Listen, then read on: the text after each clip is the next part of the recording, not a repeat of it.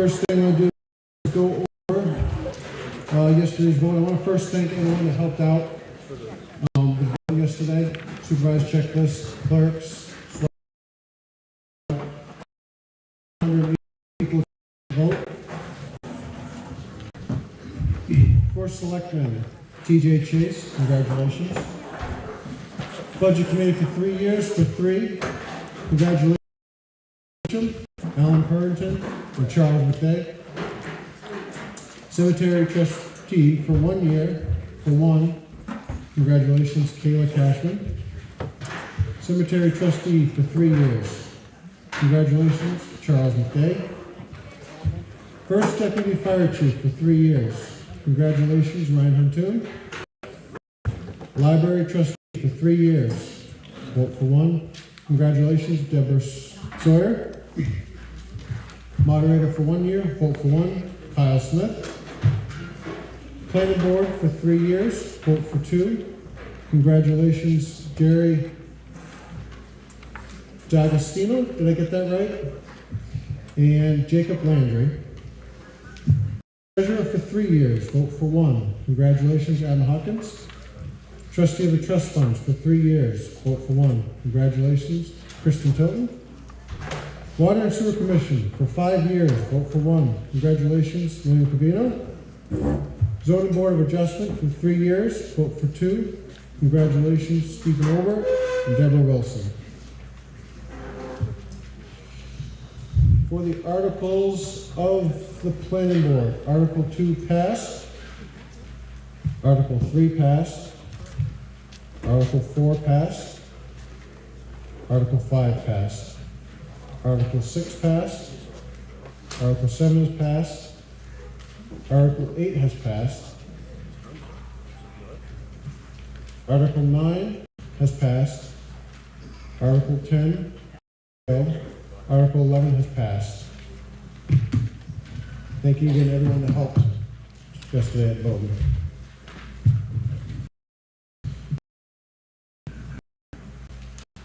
Good, thank you. First, I want to introduce our selectmen in the budget committee. I'll have you guys go down the line and introduce yourselves.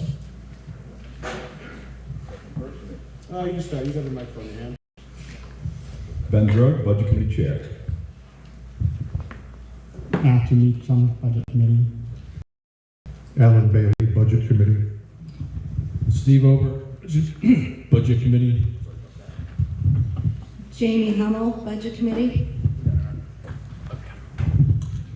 TJ Chase, Selectman Chair.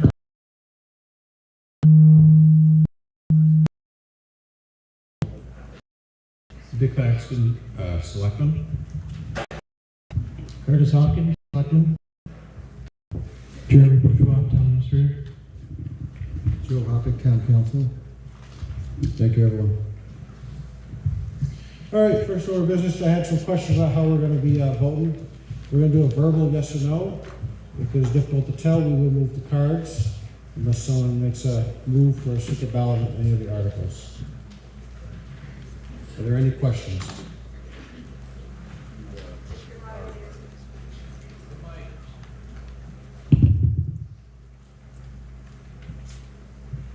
Come to the microphone. Speak up.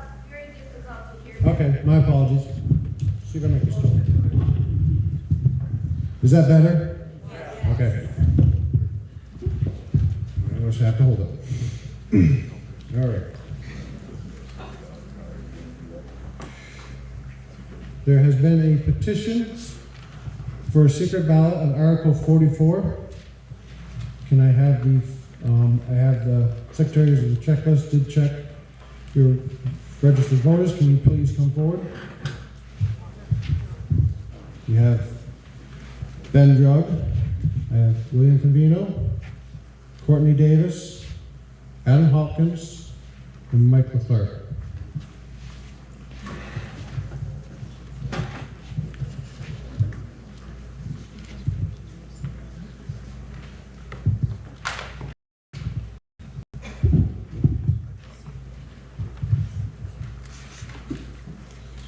Article 12, operating budget.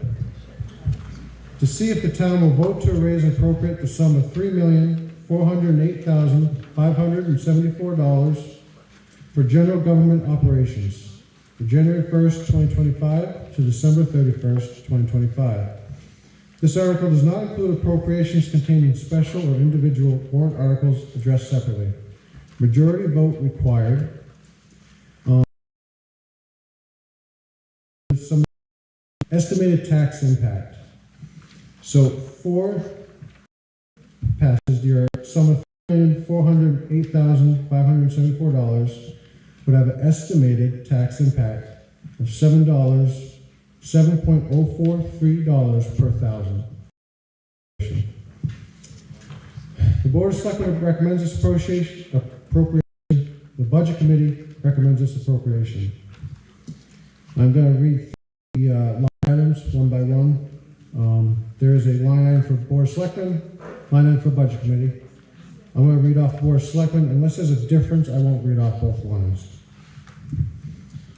Selectmen's Office, $342,484. Town Clerk's, Town Collector's Office, $170,558. Elections and Registrations, $5,446.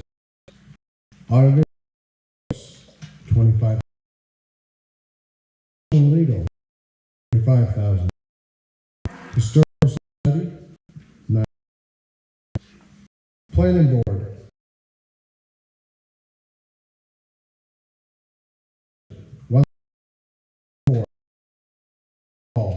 $11,006.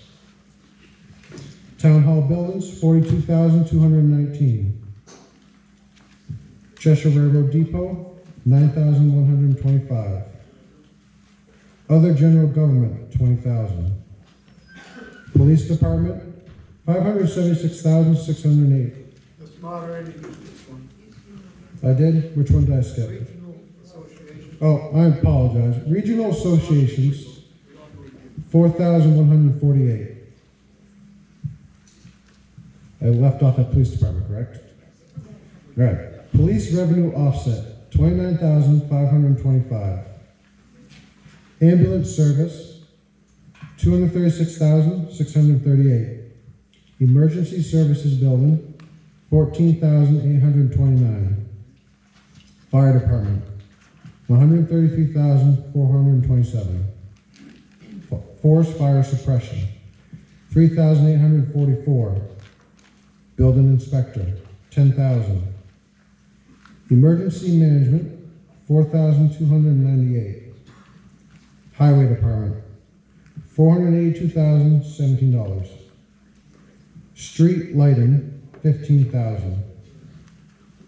Transfer Station Recycling, $195,059.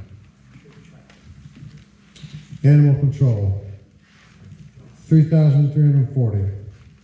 Welfare General Assistance, $38,000.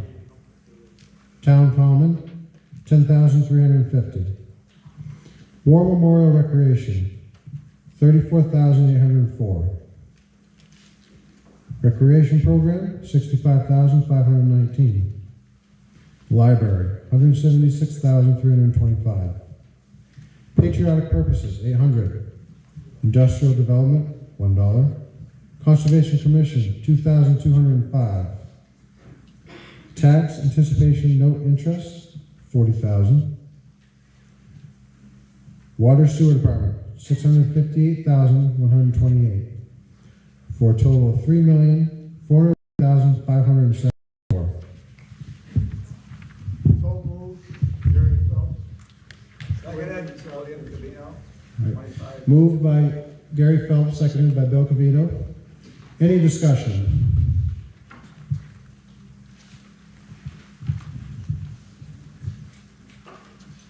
Make sure I turn the mic on. Thank you, Mike. Francis Fournier, 35 Village Street. I've been looking at the budget, at our operating budget for the past few years, and it seems to be going up $400,000 every year. Can you explain that to me? Would you like Budget Committee or Selectmen? Anybody that thinks they can explain it to me, that's just way too much. I don't know what you're doing, but you're pricing all of us out of town. And then we take and we vote to amend this trailer park thing, which is gonna take the value of our town down the toilet. So what are we gonna do? We're gonna keep paying higher taxes and our town's going down the hill? It's supposed to be a rural environment in this town. And I don't see that happening. And now I can't afford my taxes, and I've talked to a lot of people in town and they can't. And we got the water sewer bill in here, it goes up $97,000 this year. Explain that to me, why we're paying people that are not on the water and sewer. How many's out there not on water and sewer? Do you know how much money you're paying? Do you know the ones that are on water and sewer? You're paying double duty. Do we want just the original question? And I don't it's wanna get too far off. it's all too much money. And I'd like to know how you can explain that. Control over the water sewer, we're paying $1,000 this year over last year's. The original question was, why does it go up 400,000? Start with there. Someone answer that? So I guess I'll answer it. So budget's gone up since COVID, probably 5 years, $1.8 million. exactly. Oh, I know it's exactly. Yeah, I would say probably the majority of this is HR costs. I would say that we have a big chunk of that. I don't know what you want from me for anything. You don't sound like you believe me. I've also watched the town employees just about double.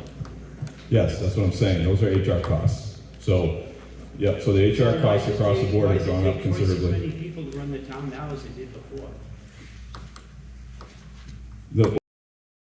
Have to leave one of his crew down there to answer. Very disappointed I have to leave because I can't afford your taxes. And I've been here 57 years. Thank you. Thank you for the question. I got it.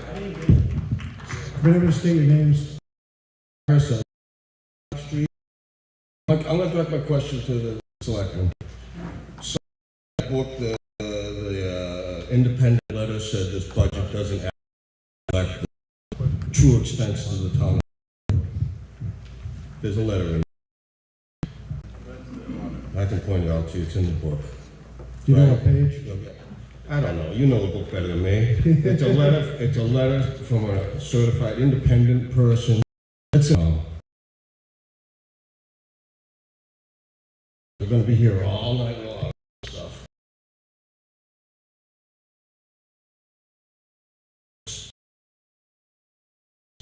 Dirt and all that stuff. Why isn't that just captured in the general operating of the budget? Why do you have all these foolish, every department got their hand out for an expense?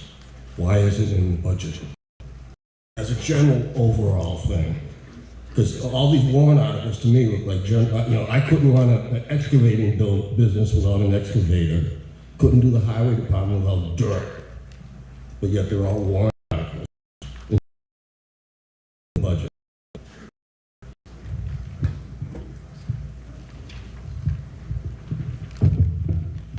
So to answer your question, Bill, the reason why most of them are warrant articles is because we need to have town vote to expend the funds. If we don't have that, we cannot expend the funds that are already there.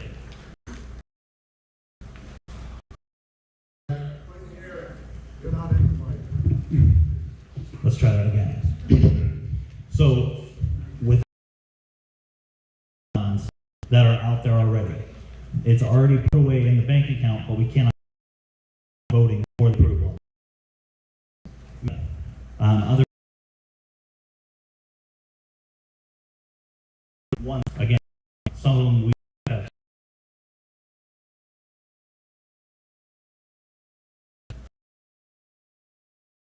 Town are the agents.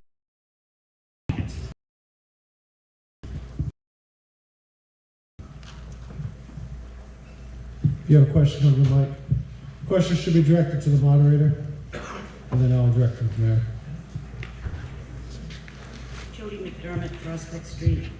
Can somebody tell me how much out of the $482,017 from the highway department is payroll? Any one of you. This is very, because I cannot access, normally I answer these questions very specifically, but for whatever reason, I cannot access it. So I'll take a stab at it. Hopefully somebody else has got something that they can pull up to help me out here. But I would say it's probably in the high twos. So, and you'll find that in a lot of our budgets. The HR costs are definitely a large portion of our department budgets. And how many people is that for? There are supervisors of the select board, so they would be able to answer that for you specifically, but I believe it's 3. So $100,000 a person? Well, so we pay for our health care. If you have a family plan, it's like $32,000 at this point. So the full-time employees, they all qualify for. Those are very expensive. I do know, and Jeremy speak to looking at alternatives going into next 2 years. Their coverage, a pretty sizable savings, and I would agree on that. These costs are going to generate. If you don't take on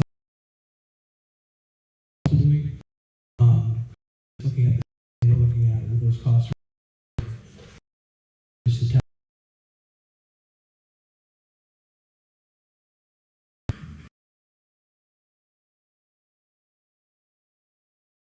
Okay. Is it for these at the high? $100,000. it's like How much? 80.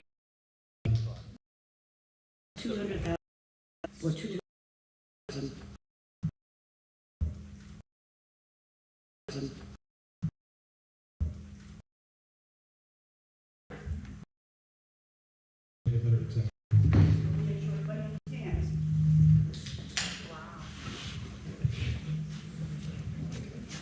Bill Harris, Medina. Moderator. Yelled out what page? It's on page 130. Reflect what the town's. Bozak, Sanderson, Wozniak. Whoever controls the town's budget. This budget, you guys didn't know that, right? We do 2021. And we started of this. The, Do you expect we had, in 2018, 5 years behind on our audits. Completed years, so you have an audit. okay, so but somebody the person before me questioned the budget expense and what's the question is, does this budget act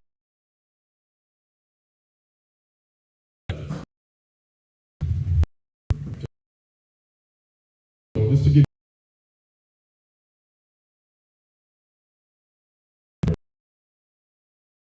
check to see that we're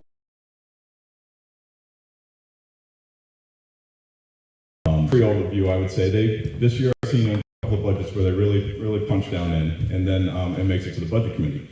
The budget committee literally takes every single budget, goes line by line, verifies historical data that is accurate data, each of those line items, and select board that it's something that we all the way in the budget is. So when we have to answer very specific questions, it definitely helps here. I apologize, we can't drill right down to the number that you're looking for. Go through questions about every single thing. So, and I don't disagree. You know, it's getting here. I can't. We've done our. We've if there's opportunity to do that, we got to figure out what to do with it after that. But it is certainly the power of the people to make an adjustment. So. Mr. Moderator? Francis Fournier, it's 10% on every item on that list. And I think that we should just take and cut the budget.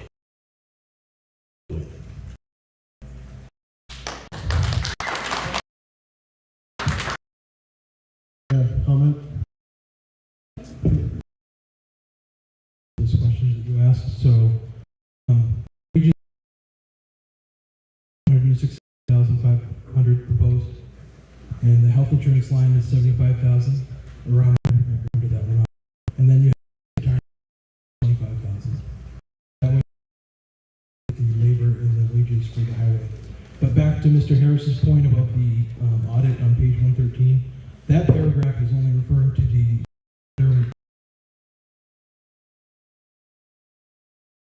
our town, you know, or I mean, the audit will cost the town has, and that's taking the operating budget with the.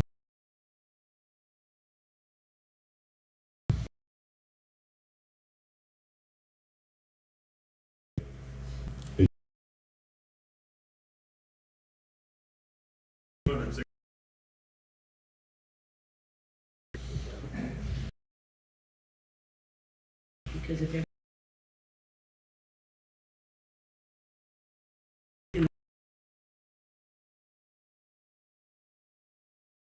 these questions, because I know you have the answers. On page 38, the health insurance line item. You get one to the mic. How much closer can I get? On page 38, the highway department health insurance line item calls for a total of $43,583. So I'm not sure where your 80 to 100 and something came from. I'm just trying to make these numbers add up. We have more people working for us in this town right now. Great people, all of them. Have no trouble or heartburn with that. The heartburn I have is I can't afford to live here. My son can't afford to buy a house here. So that number on page 38, those are last year's actuals. So if you have a change in the highway staff, let's say I hire somebody new tomorrow, somebody from the town putting their notice and leaves, and they have a single health insurance plan, their annual cost would go from $13,000. And then if you hire somebody tomorrow with a family, it goes to $35,000. So you're automatically inheriting that extra money. So that's the actual cost from last year, but that doesn't reflect any change in staff and change of plans, which is this year's budget would. And it's an estimate too, because staff can always change year to year. Francis Fournier again. I'd like to make a motion that we cut the operating budget by 10%. Second. Who was the second? Please state your name. George Neville. George. Sorry, I could not get the last name. Could you come to the mic and just state your name? George Matlow. Madeline? Yeah. George Madeline. Discussion on the motion?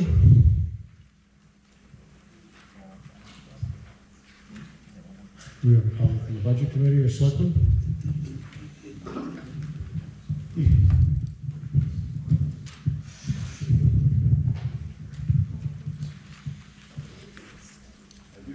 I just don't want to be the only one talking the whole time. So I would rather see this body ask that the budget committee and the select board pledge to do that exact thing over the course of the next year instead of cutting it flat out of the budget tonight. We got one last year, didn't like it. I'm Sorry, Fran Fournier again. Get sick of running up those Mr. Moderator, not on table. Please come to the mic. I was actually trying to finish what I was saying. There's a motion on the table. We're discussing it.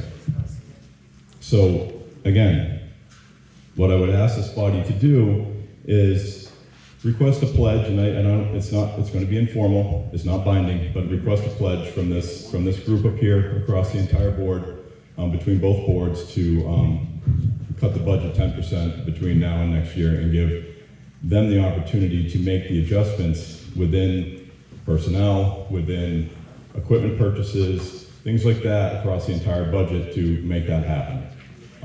Doing this tonight, it's fine if you guys want to do it. It's just very difficult to do, and the accounting side of it is going to be a tough thing to do. And there's been a lot of things pledged for people hired, things like that that are happening, that are kind of in play. We're in the budget season. The budget starts in March.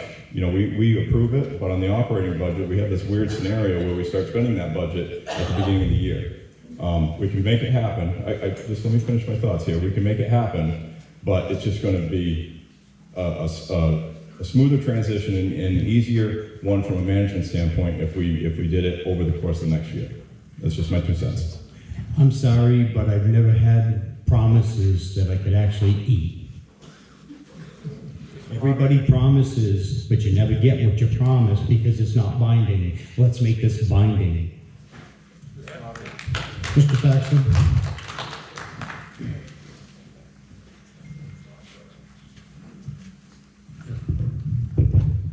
So, someone said earlier there's a 10% add in this budget, and I don't believe that's true at all. But I will tell you that all of the departments have gone out of their way every year for the last as long as I've been here, but for most of the last 8 years, we have returned surpluses, meaning we've underspent our budgets.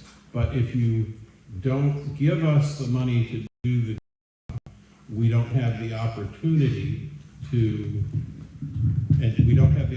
do it correctly or deal with emergencies, you're certainly not gonna see surpluses, and more importantly, you may in fact cause more costs. One of the things that you can't see is that, yes, the cost of having a town with a town administrator and a properly functioning accounting processes in the town costs money. However, we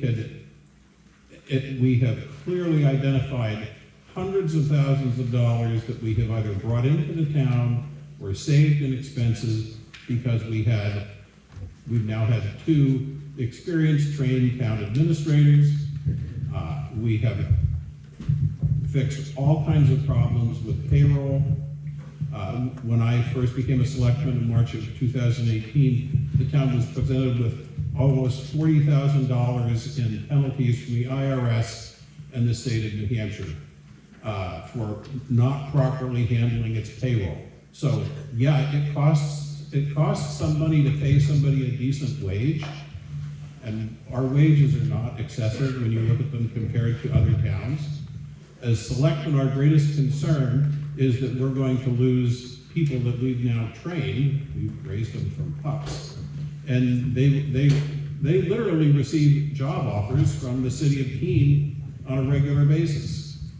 And I don't think that's what you want to be. You don't want to be the up and out place.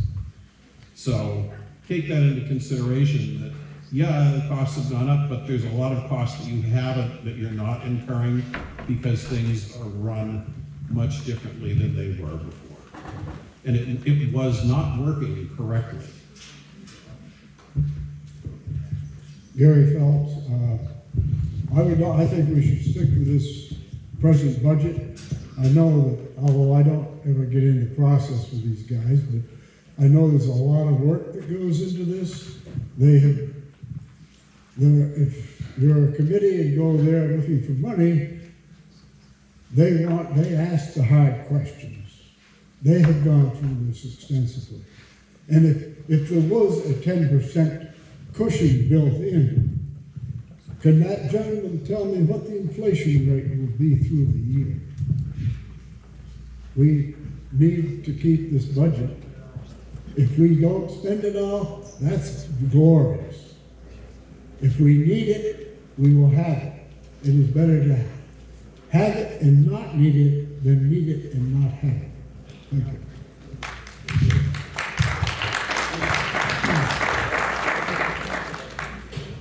State your name. Kim Cassidy. In the book on page 30, there's a line item number 8 that says 10%. It's $392,863. Why can't that be deducted out of the budget?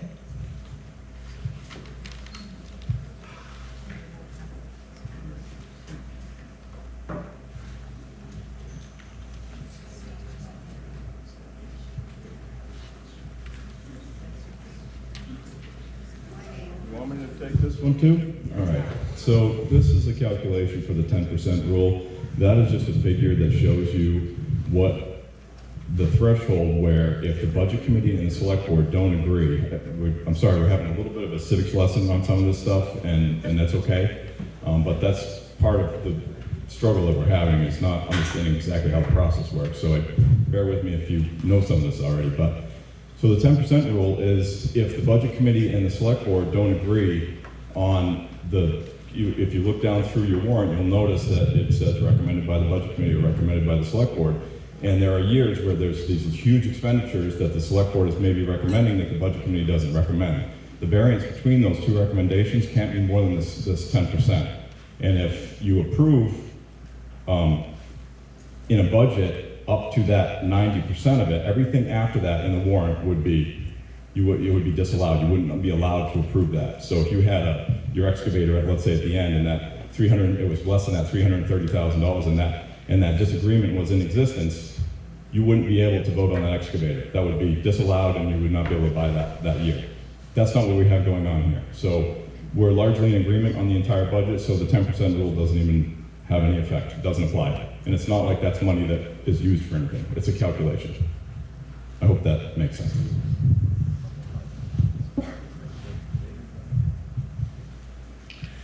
Linda Cutts. I have a question back to the Highway Department. This last year, it states that there was $355,137 spent. For the budget this year, the Highway Department, you're asking for $482,017. That's a 27% increase. That's that one department alone. Why do we have such a huge, significant increase? And excuse me, you can't say, well, we might lose somebody and we have to hire somebody else. You have to go by who you have now. At least that's what we had to do when I was a selectman. So my question is, why is there a 27% increase in that one department? And how much are you giving for a raise to the head of the department?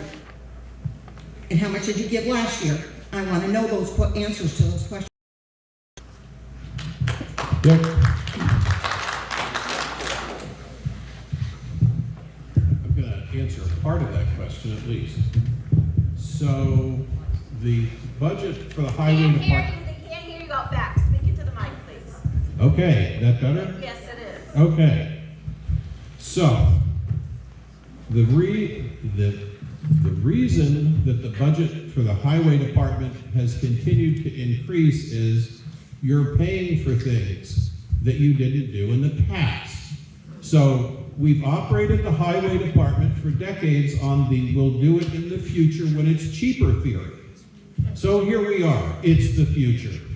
We don't have flying cars, we need roads. And it's not cheaper. Who'd have thought?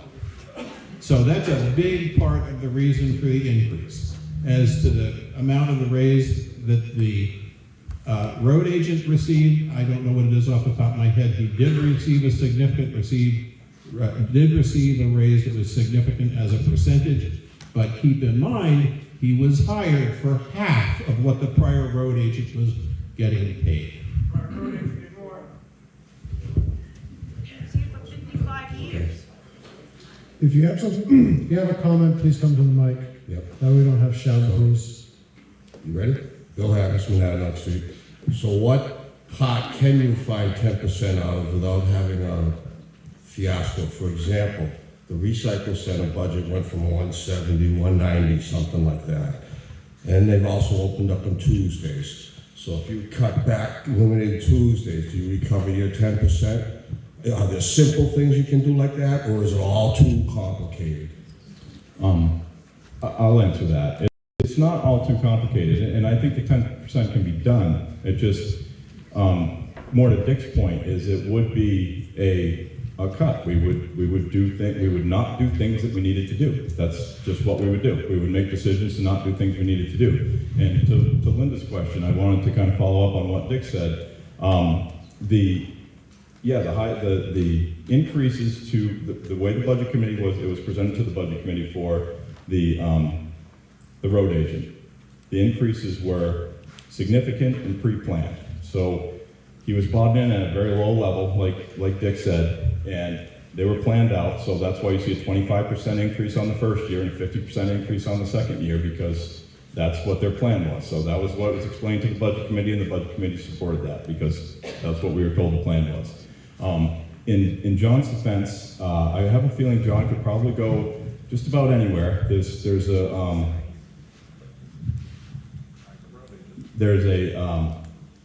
a need for folks like John, and what he's making on the budget today is easily attainable most anywhere else he needs to go. So anywhere else he wants to go. So we do have to retain our employees. So that's a component of it. And the labor market has gotten foolish. I mean, foolish. So, and we have considered that in each of these situations. I don't like it either, but. I'm not disputing the fact that he's not a good person or good at his job. But I sit here and I listen to what you say, and I've lived up on West Hill for over 40 years. And one of the prior head road agents would at least clean out the ditches once a year. It's been several years since the ditches have even been cleaned. That should be part of a regular maintenance. You say that you're doing stuff to improve the roads, etc. How about just doing the regular stuff that they should be doing? What other department? You've only got 17 miles of road to deal with, and you've got $500,000 for the budget. To think about ways to cut the budget.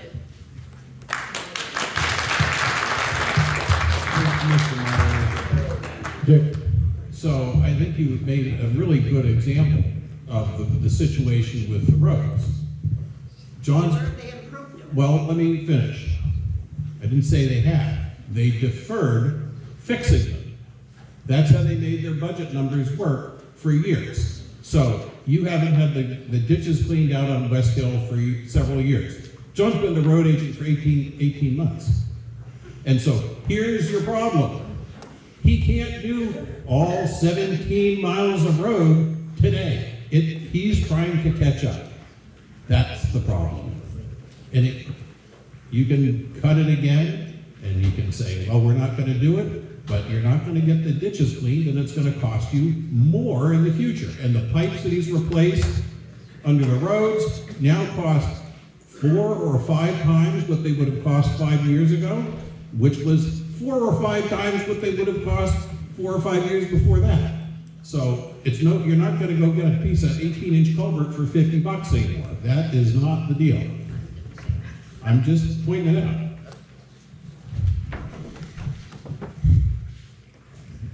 The former road agent was here for, I don't know, 50 years, 45 years. A little closer to the mic, or maybe turn it down slightly. I think the former road agent was here for 35 years or so. No? The one before that. Oh, I mean the one before that. I apologize. Which is why he had the salary that he had. Any job I've ever started in, I didn't start with the guy that left got. I started at a lower rate. And that is true universally everywhere. I'm not saying they're not a good increases.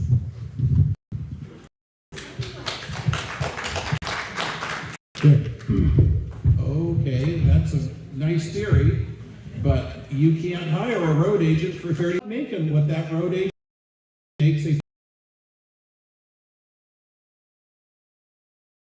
budget.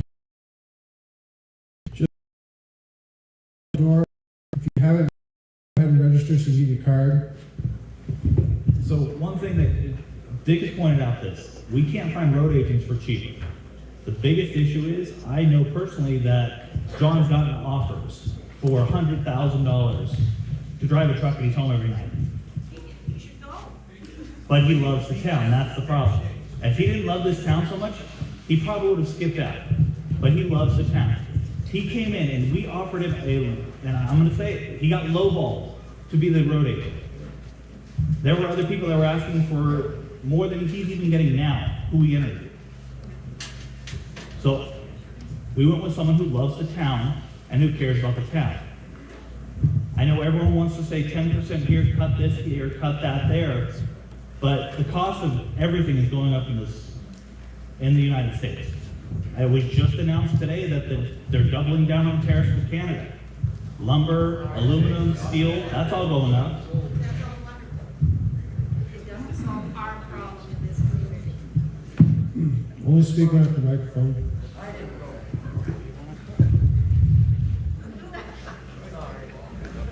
So currently on the floor, there's a motion to reduce the budget by 10%. Would we like to move to vote on that? All right, we have a motion, move the question in a second. The motion is to reduce the total budget of $3,408,574 by 10%.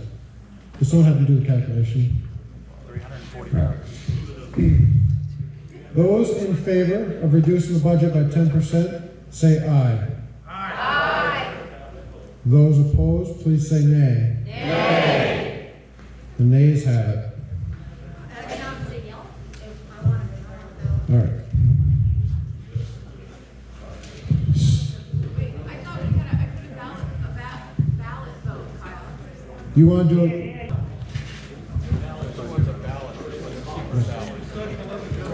Kyle, didn't I put a paper ballot request? For number 12? Yes. No, secret ballot. Was not put in, was put in for 12. That's to vote on Article 12. We're voting on the motion to reduce the amount So by that's 10%. not 12, okay.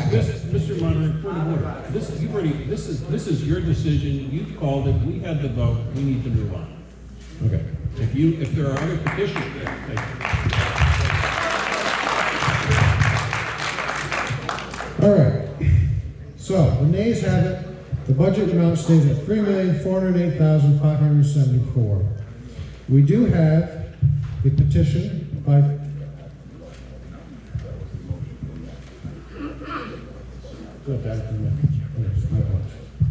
so we still have to discuss.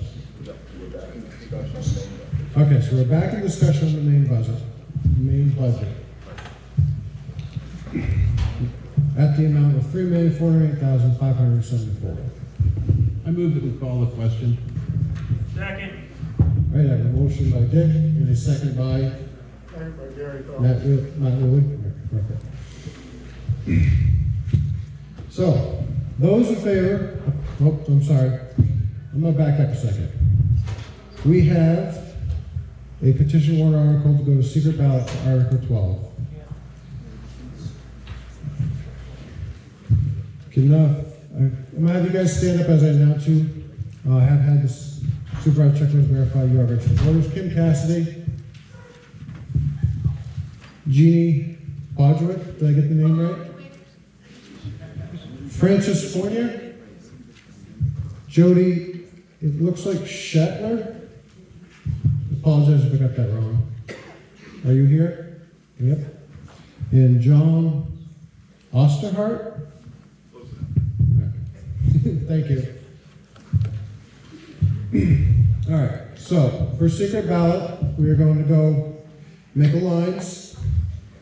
See Deb, she will hand you a piece of paper that has yes and no. You will rip it and put it in the box whether you want yes or no. Wait. We called the question. That's what it is. This is about they want. You called the question. You're voting on whether to call the question? The voting it's okay for anybody. Do you need to vote on the call for the question? Right. No, you're good. I was confused about where he was. Yeah. You're voting on the budget. You're voting on the budget, secret ballot. So we're going to go to the table. You got a piece of paper from the Secretary's checklist. And you second piece of paper, put in the box.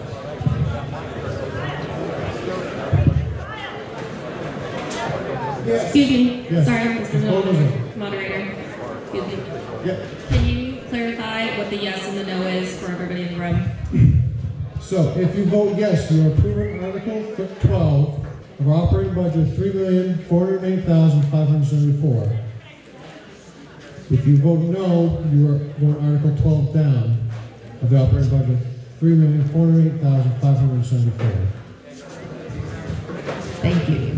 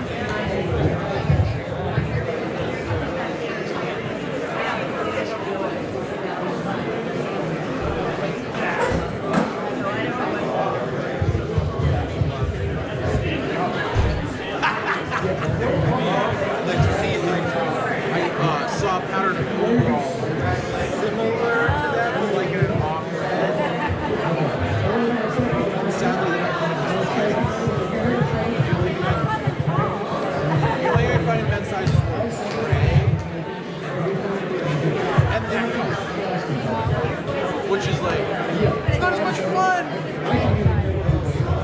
I want overalls, like flower patches, like that would be like gardening overalls. They don't make good. This is Article 12.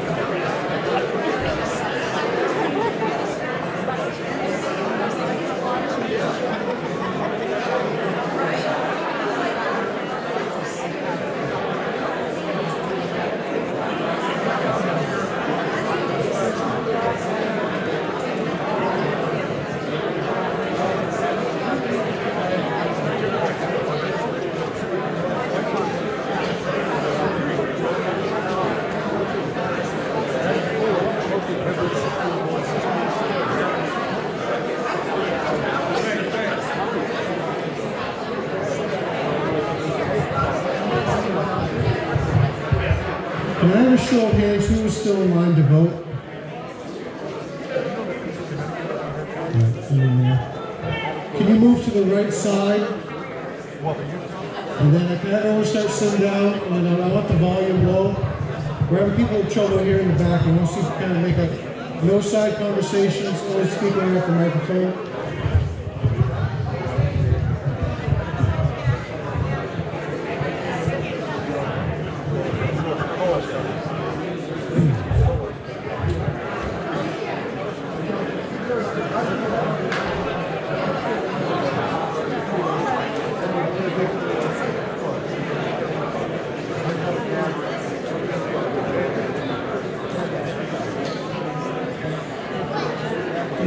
If you have already voted, can you find your seats?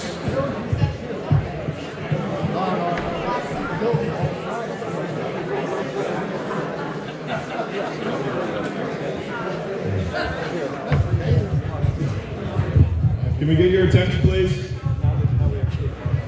If you have Can we already, get your attention, please? if you have already voted, please find your seats.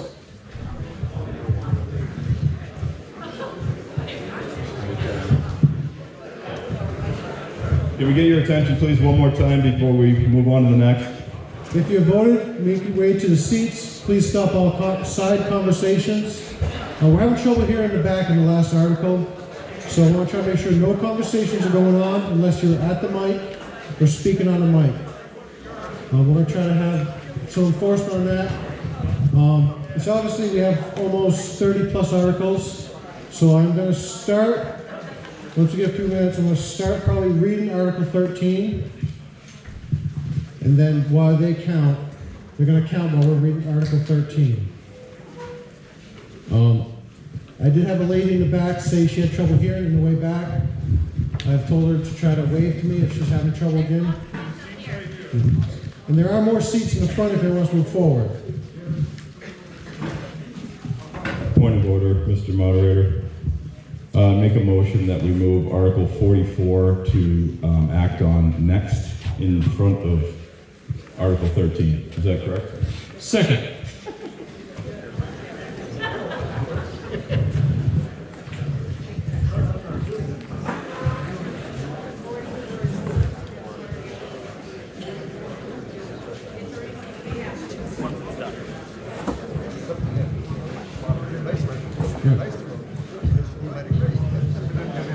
Well, that's a good point. But you don't have to vote on that.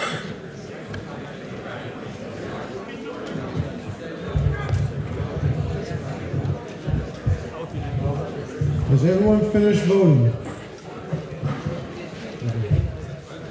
All right, please stop all side conversations, please. Mr. Moderator? Yes. In memory of Pete Mattson, I ask that we move to restrict reconsideration under RSA 40:10 of Article 12. Seconded. So moved. There was a request to move Article 44 next on the agenda. I think we need to move, I think do we have to act on that? Yeah, we have to vote on this now. Okay, sorry. Any discussion? Any discussion? All those in favor of not revisiting Article 12, please say aye. Aye. All those opposed, please say nay. Passes. Thank you. Article 44 has been requested to be moved up.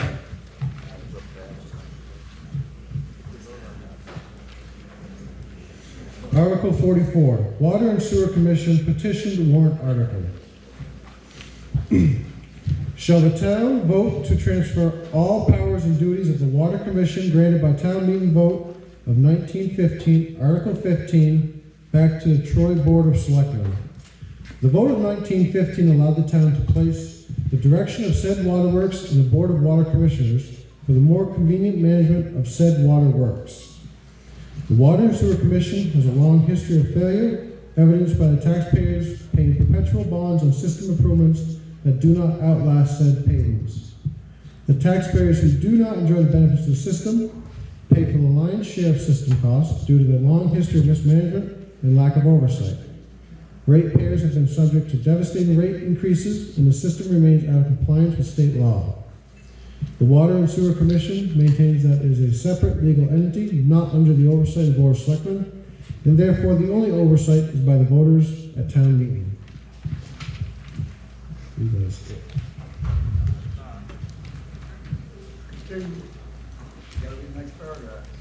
Yeah, I'm trying to find it. My apologies.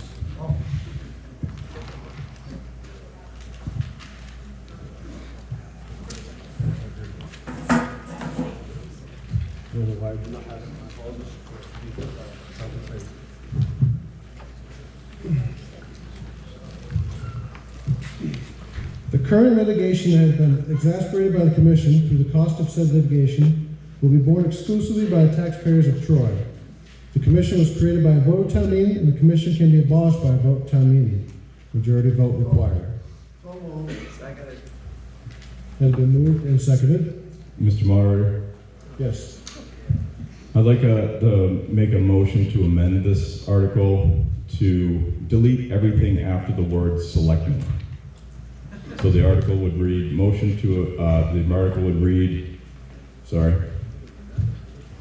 it would read, shall the town vote to transfer all the powers and duties of the water commissioners granted by town meeting vote of 1915, Article 15, back to the Troy Board of Selectmen. Stop. Delete everything after that. Please state, turn the mic on, please. Make sure to state your name. Justine Guay. My point of order is we have not voted to move this ahead of the other articles. We can't move forward until we voted to move it ahead. We can move it forward. You don't have to vote. That's right. He's right. Moderator. It's the moderator's prerogative. I made the motion, but the attorney let us know it's the moderator's prerogative.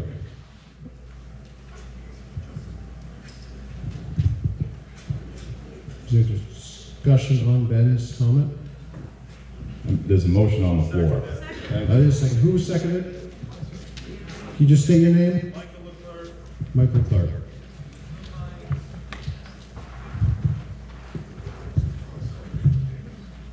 Move to discussion. So I have a few things. One is it a conflict of interest for him to try and strike words out of the article, especially since doesn't it go to some approval board before it's even allowed to be put in the voting? No, it's petition warrant articles. It doesn't go to approval board. Where's Curtis? Not petition warrant article. So town, like if a board brought something forward, we go to like petition warrant article, the town will discuss it. Citizens petition, which is believe it's a citizen petition. We can't deny it. If it has the correct number of signatures, it goes on the ballot. Okay. And we can make motions a citizen can make motions to remove word if it does not change the spirit of it, i.e. doesn't change the intent. Okay. I have a response? Yes. Okay. So the reason I'm doing this is this is a petition warrant article. Petition warrant articles must be added to the warrant as written, and the law only allows these to be edited at town meeting.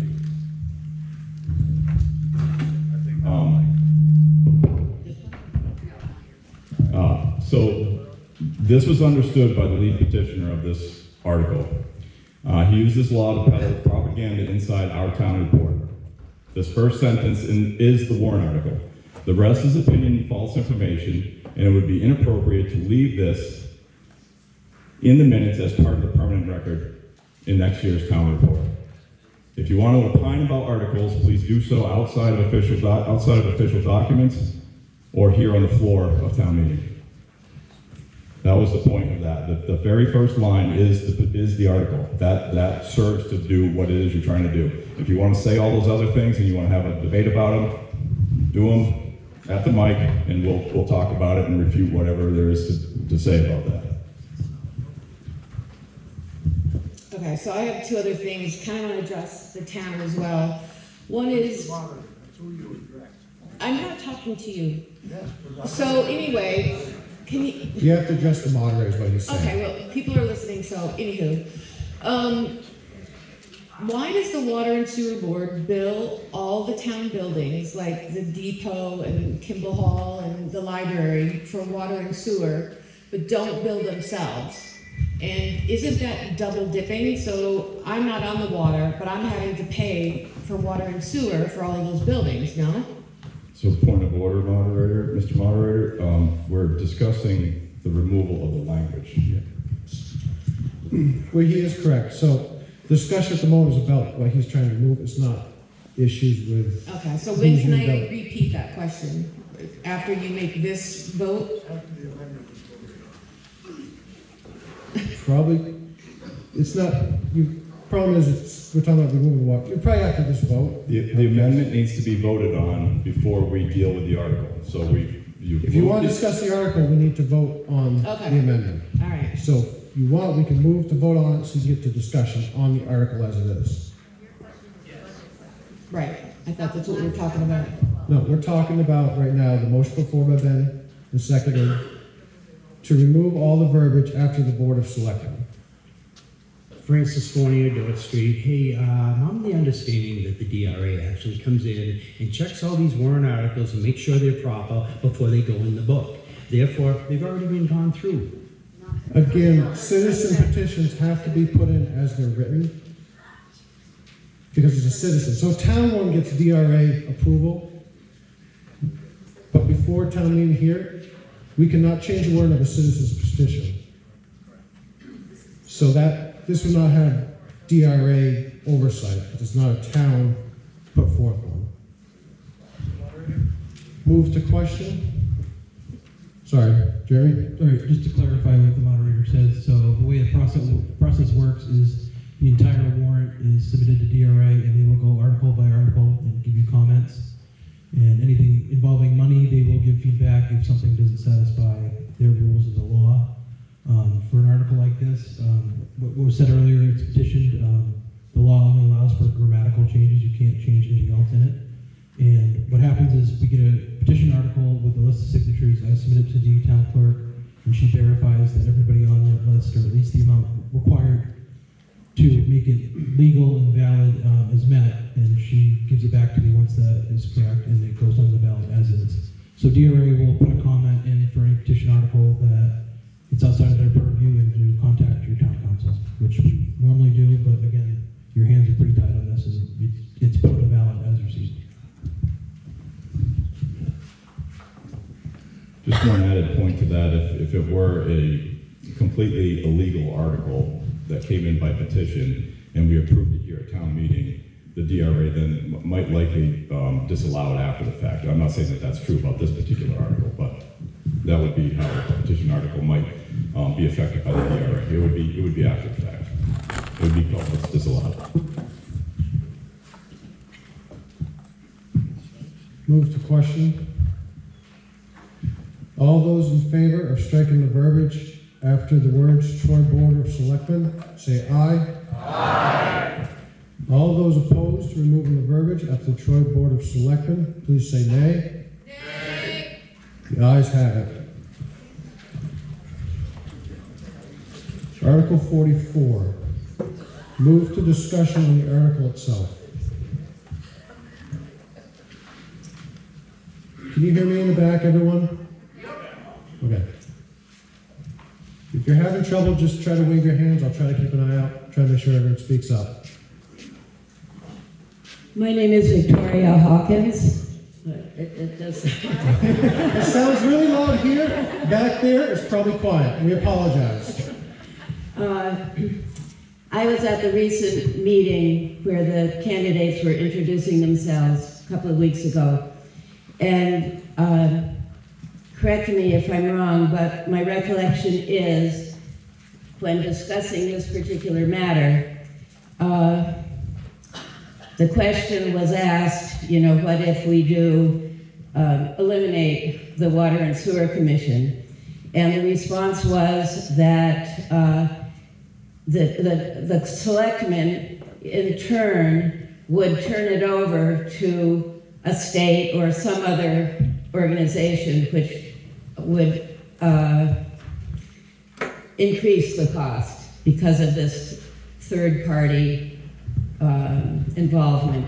So I wonder, I don't know if I interpreted that correctly, and if that's true, that if we do disband the water and sewer company, which I am gathering is somewhat dysfunctional, and that's why we have this article, but if we do eliminate the Water and Sewer Commission, is it true that it will then go on to some third party beyond the town, beyond the selectmen, and since we're all concerned about the cost of living, are we going to be paying that much more for water and sewer?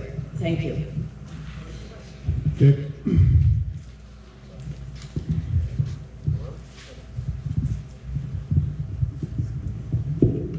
That statement was not made by the Board of Selectmen. I'm not saying it could not happen. I'm not saying that could not happen or couldn't happen. We didn't say. That was somebody else's opinion. If this vote passes, we don't know what we're going to do. So we're going to have to deal with it. But as a practical matter, that's not by any means chiseled in stone. I think I can say that selectmen are not looking for this new and interesting job. But there's no, we would not go out of our way to make things worse on a punitive basis, which is what the implication is. 1 minute, I just want, before I forget. Article 12, results of the voting is in. Article 12 has passed. I just want to make sure I do not forget. Sorry to interrupt. The tally is 93 to yes, 56 to no. Michael Leclerc, Bigelow Hill Road. Just to clarify on that, there was a lot of discussion around it. There was a question of what third-party management would look like. We gave, or I gave, a scenario at the budget committee meeting on cost, and then answered some questions online regarding that. It's a possibility. It's not a given. There are other possibilities as well. Some worse, some better.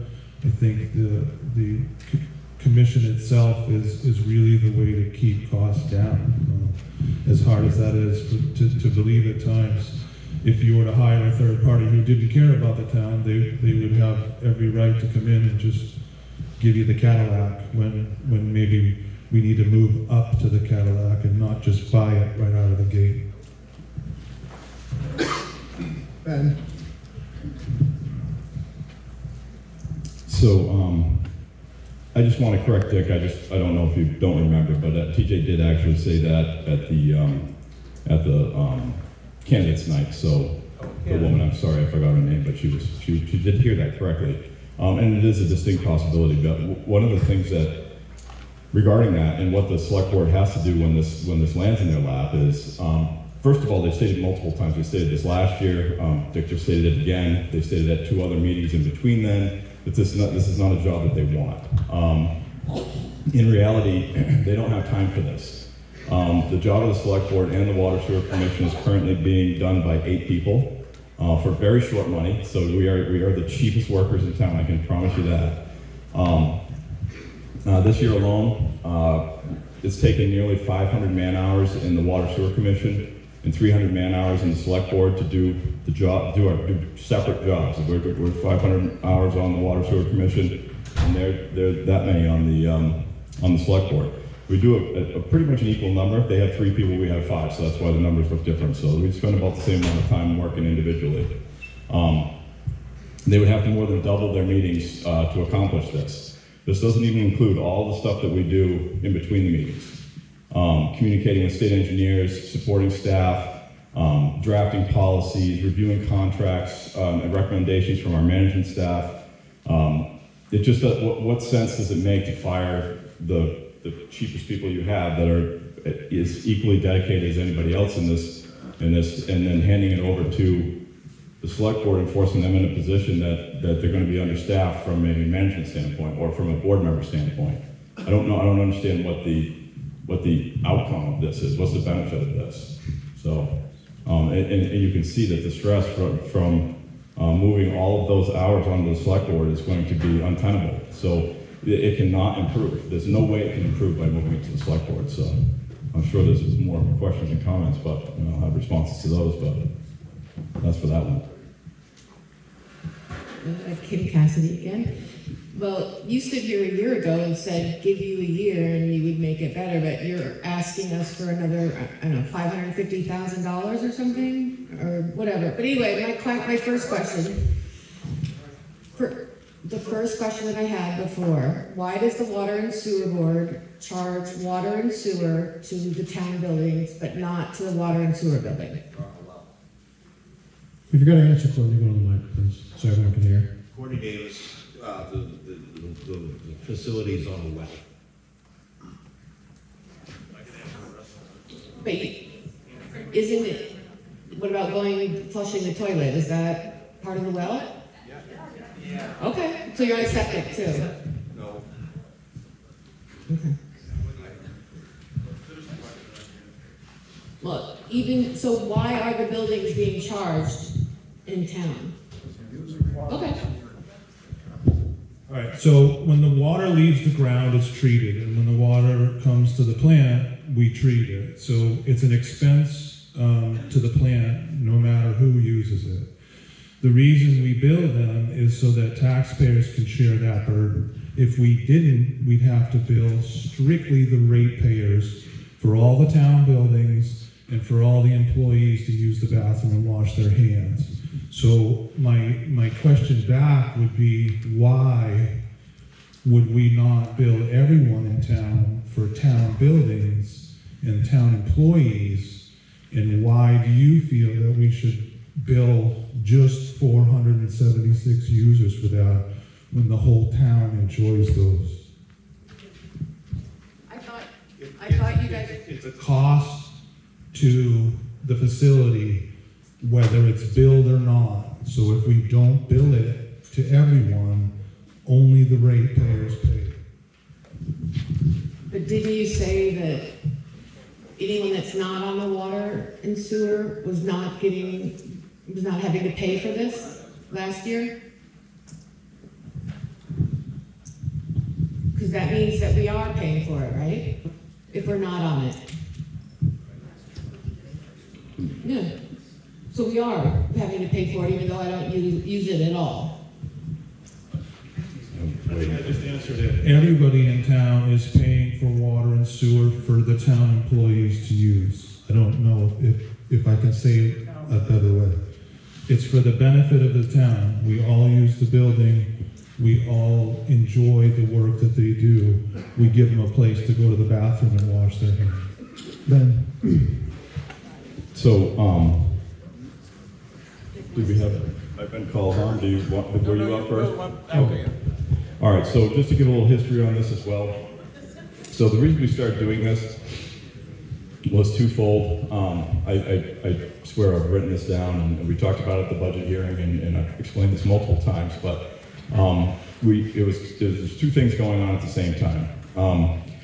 The entire town pays the bond payments or a portion of the bond payments on the water and sewer department. They have since those upgrades happened in 2006 and 2009, somewhere around there. There's a water upgrade and there's a sewer upgrade, and there's a bond payment associated with those. Those are paid for mostly by the all taxpayers. So people in the district and out of the district. $20,000 of that was covered by the ratepayers specifically. So on the budget committee, we asked that the water sewer department, and then when I joined the water sewer department, we actually acted on it. We asked to increase that amount that the water sewer department covers from $20,000 to $38,000. And in the process, we started billing the town buildings. We bill the town buildings for two reasons. We are constantly checking those meters, so if there's a leak or something going on, we know if there's something happening and we have unnecessary usage of water.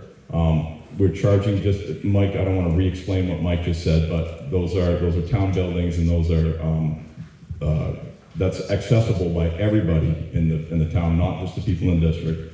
So it's fair to do that.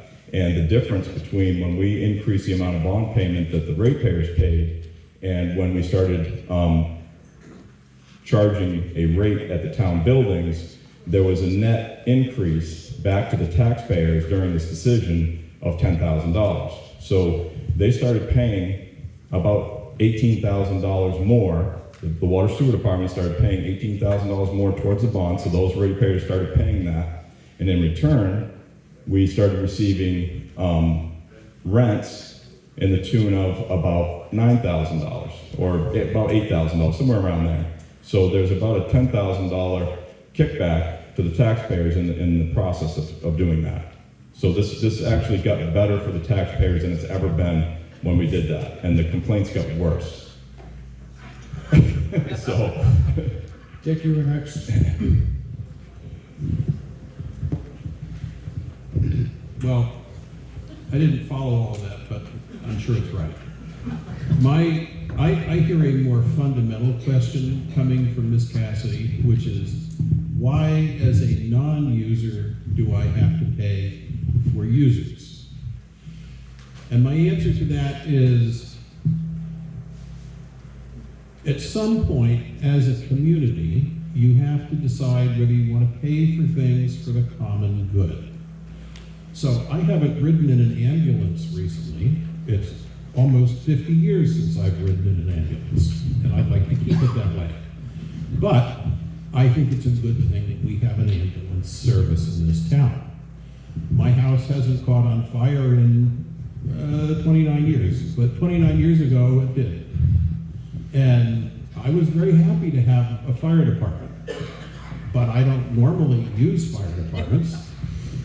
And so in 1915, the taxpayers and residents of the town of Troy said, wouldn't it be nifty to have town water?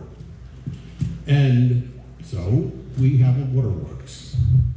And it's changed, and its operations have changed over and over again quite dramatically based on usage and engineering and changes in technology. But at the end of the day, it is an obligation that the voters of the town took on in 1915 to provide town water and sewer. It would be insanely impossible to run water lines out West Hill or out into Bowkerville, lovely idea that it might be. So it is a benefit to the community, and when you look at other communities in the area that didn't make that decision in 1915 or earlier when it was easy, they have real legitimate problems. And I could name the towns. We're in the same school district as several of them, but I bet they all wish that they had made that decision 75, 80, 100 years ago, because Troy has an exceptionally good waterworks for an exceptionally small town. And I think that's an important thing to understand. You can't always bill every user for every cost. Some things are spread over the whole for the good of the whole, and that is what the situation is with town water and sewer in Troy.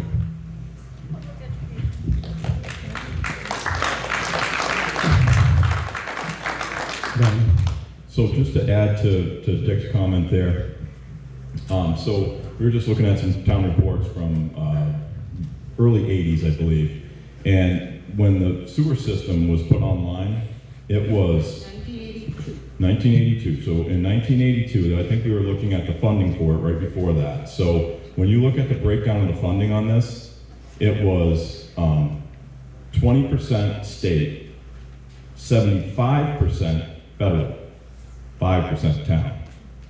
Now it is 70% town, 30% state.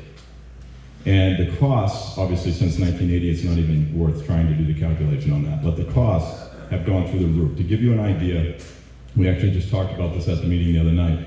We had some work that could have been done in 2006 that was decided not to do because it was going to cost $20,000. That same project today is around $2 million. There's a lot of EPA rules and stuff that are causing that. There's a lot of reasons. There's regulation that's causing that. There's inflation that's causing that. There's a whole bunch of things that are causing that. But what hasn't changed since 2006 is the number of users. in our ability to grow the number of users. We're not a business that you can actually add more people to. So you get to a point where the users can just they're no longer going to be able to pay for this. So sharing that out to the community and trying to keep that down as much as possible, which was that initial effort where I just described, is, I think, a necessary evil. We talked about this a little bit last year. So hopefully we keep it to a minimum, but it is a necessary evil. And coming from a person that owns inside the district and outside the district, I understand both sides of the argument. So. Are we still hearing everything in the back? I just want to make sure. Yeah. Thank you. You can go now. Sorry. Linda Cutts. I understand what you're saying, and I agree that you have to deal with the good for all. I live up on this hill. There is no possible way that I could ever be on town water or town sewer. But for the good of all, which includes me, when my system goes down, whether it's my septic system or whether it's my water, is the good of all going to help pay for mine to redo it? Because I guarantee you, it's going to cost me percentage-wise as much to do it as it does the town to do their increase. Where am I going to come up with the money when I have to keep feeding all of these taxes? Just a question I've got, and I know anybody that lives out of town probably feels pretty much the same as I do. Yes, I have that same exact argument, because when my well goes bad, what do I have to do? I have to drill a new well, or I have to do something with that, right? If my septic goes bad, I have to pay for that. There's nobody sweet coming in to take care of that for me. So we totally understand, but it is important to keep it in perspective. Where our bonds are at now, I mean, they are going to go up a little bit, 27 and 29, 2 bonds go away, so that should come back down a little bit. But where our bonds are at right now, I think it costs a taxpayer outside of the district about $4 and something cents a month on a $300,000 valuation. So it's not a huge number on your bill. So you got to keep.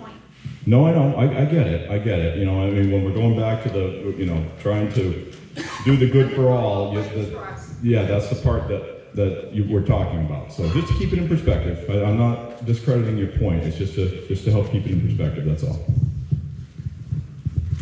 Eric Ferris, Central Square, 6 You might want to turn the microphone up. Physically closer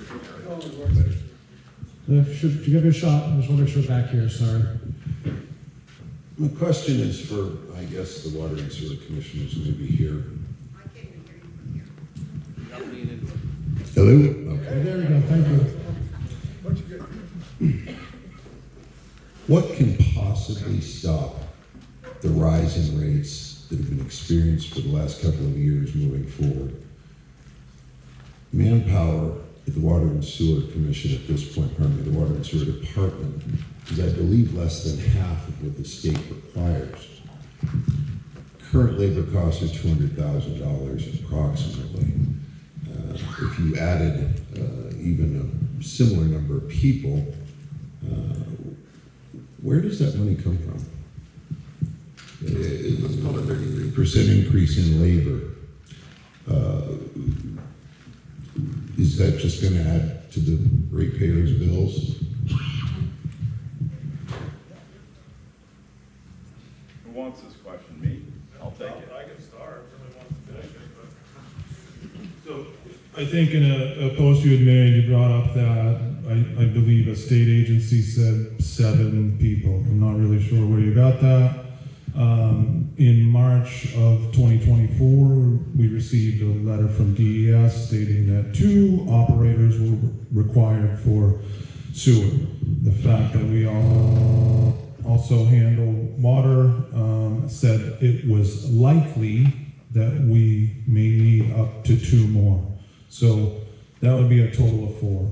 We do have some news starting on April 1st. That should give us 2 full-time operators, and we're hoping to promote from within for the 3rd. How can we stop pricing? We just signed a solar PPA to try and fix our energy costs. Our electric bill is over $50,000 a year. That should at least fix and save, and hopefully being fixed, we can budget for it. I can't control costs of chemicals, fuel oils, propane, and all the other things involved. I know we're all worried about budgets and employees. We have to pay a competitive wage against third party to have those people here, and we're grateful they are. And if nobody's aware, you can easily get a job at a sub shop these days and make $50,000 a year. So if that puts it in perspective for what we, people with really, I think the battery's probably going to, with really large responsibility,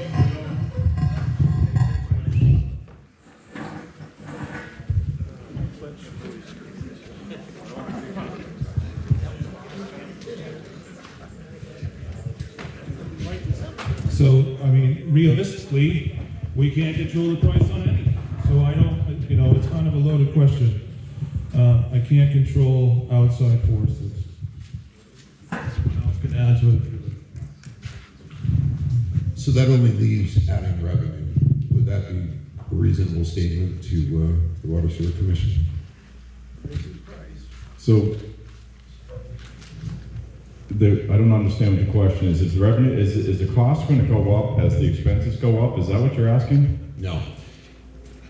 To bring this ratepayer, bring rates in to some sort of, some semblance of consistent, reasonable increases on a, let's say, annual basis.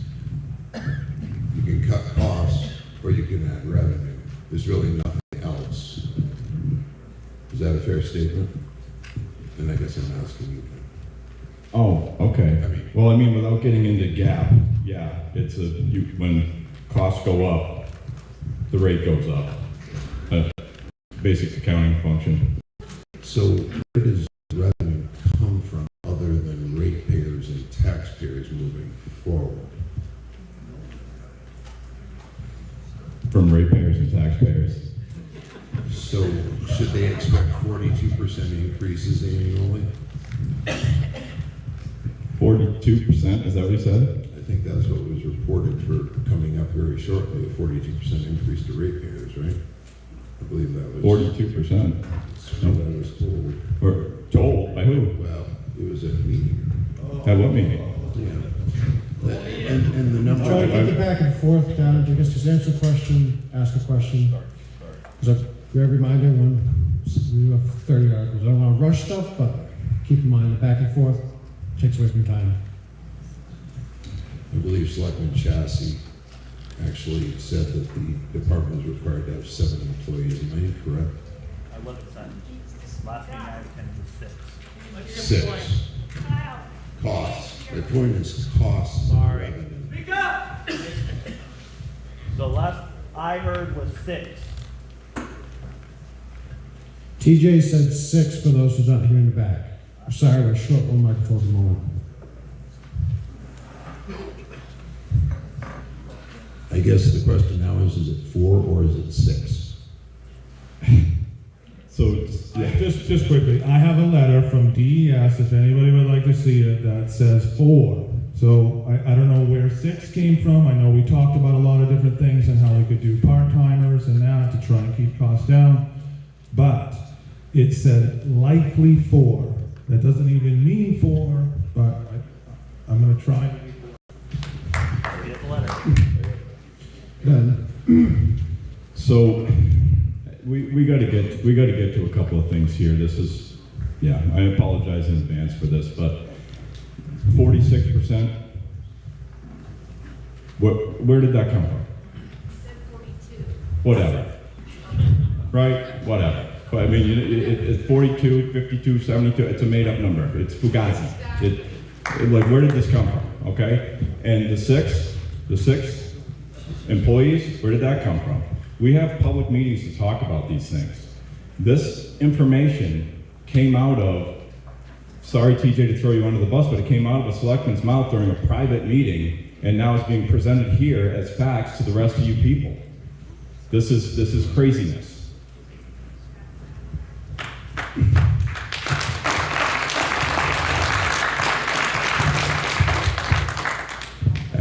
Excuse me, Adam? Adam Hopkins, South Street. So I'm just going to speak generally. I'm opposed to this article and would be opposed to any similar article designed to eliminate any elected board, commission, or committee. And I encourage all to vote no on this article. Several years ago, the school district tried to eliminate the district budget committee, and it ultimately failed at the ballot box, which was a good thing. What I keep hearing or seeing on social media is that there's a lack of accountability and transparency at the Water and Sewer Commission, and I think both are false claims. Elections are how you hold officials accountable, and each year there's one seat up for election on this commission.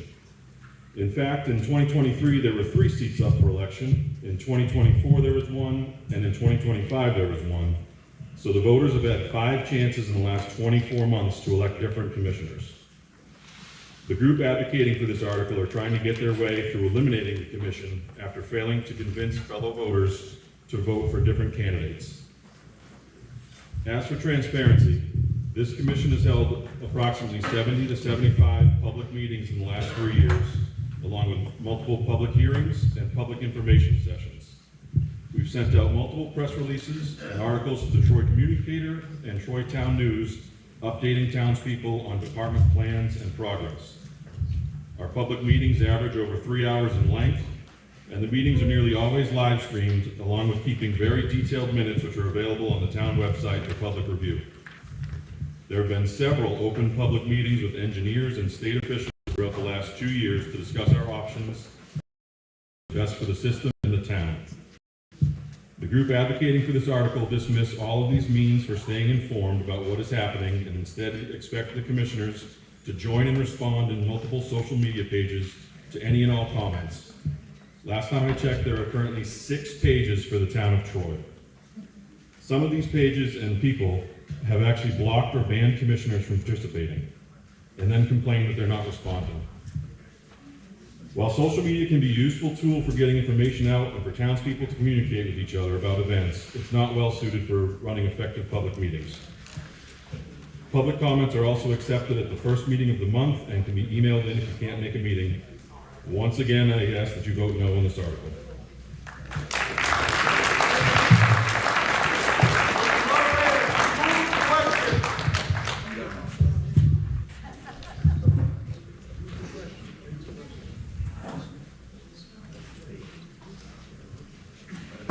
Did you want to speak, Justin?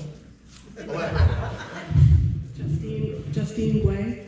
I request that we move the question about whether we're taking the language out. We already did that. We're actually discussing Article 44. Move the question so that we can vote on it. Second. Move the question, been seconded. Article 44, Water and Sewer Commission, petition warrant article.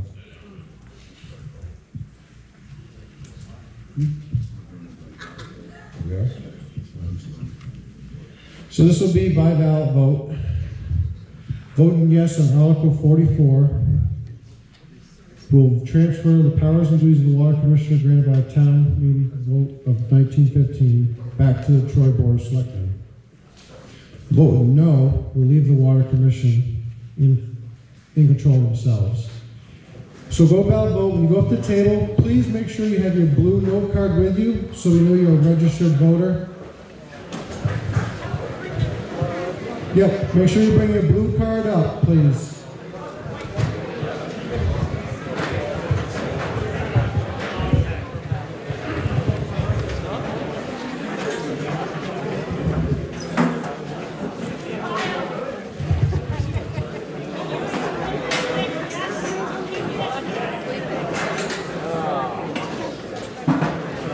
Sorry, Deb, what'd you say? Yes removes the Water Commission and puts the power back to the Troy Board of Selectmen. Voted no leaves the Water Commission in place.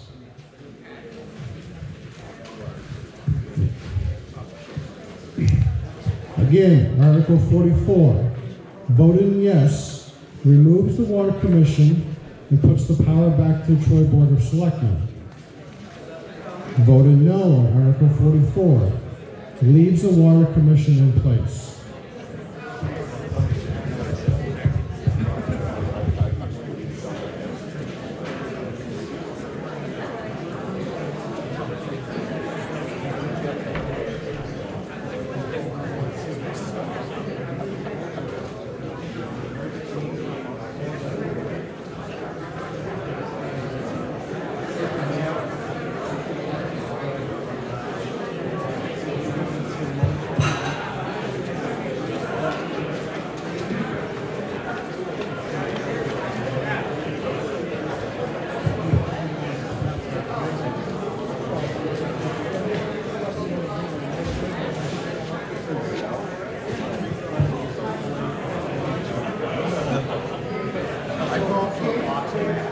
Can I go get some flour?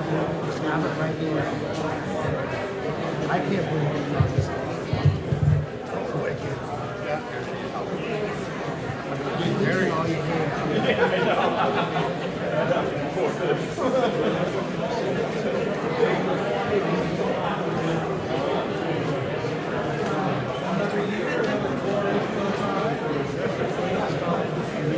I know you're.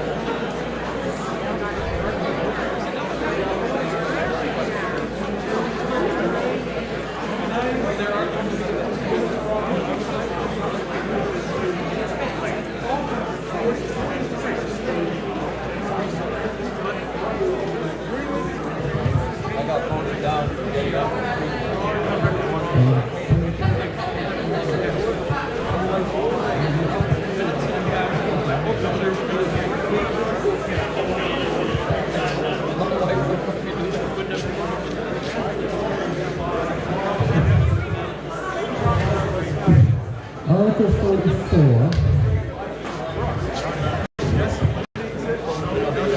Article 44. Yes, removes the Water Commission and puts the power back to the Troy Board of Selectmen. Voted no on Article 44 leaves the Water Commission in place. If you have voted, please sit. Would you like to try to get side conversations down?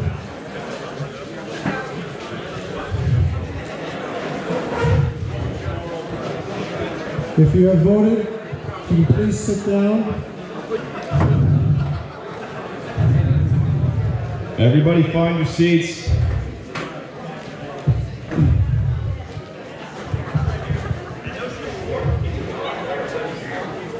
If you're not up in line voting, please find your seat and sit down. If we can get the conversations to stop, we're going to have a long night, so I want to try to start reading Article 13 while people finish voting. So if we get the room quiet, please. Moderator, Yes. I'd like to make a motion to move Article 47 ahead of the next article you were going to call. Article 47, West Hill Road. Yes, sir. Second. Second by Article Bender. 47, West Hill Road has been moved. We'll discuss that now. Article 47, West Hill Road, to see if the town would vote to reclassify pursuant to RSA 231:22-A1, the Class 6 portion of West Hill Road, beginning at Monadnock Berry's property, located at 545 West Hill Road, map 22, lot 1, extended north 1,400 feet to the property located at map 23, lot 8, to a Class 5 highway, majority vote required. The Board of Selectmen recommends this article. Moved and seconded.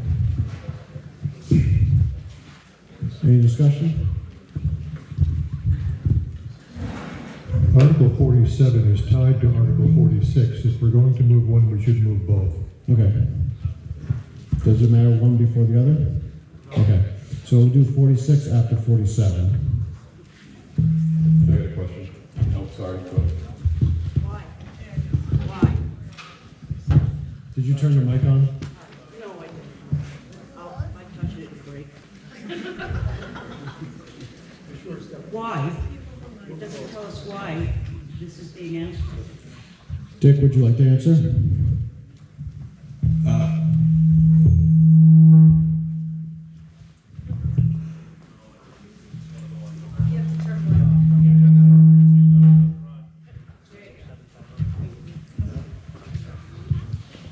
Hang on.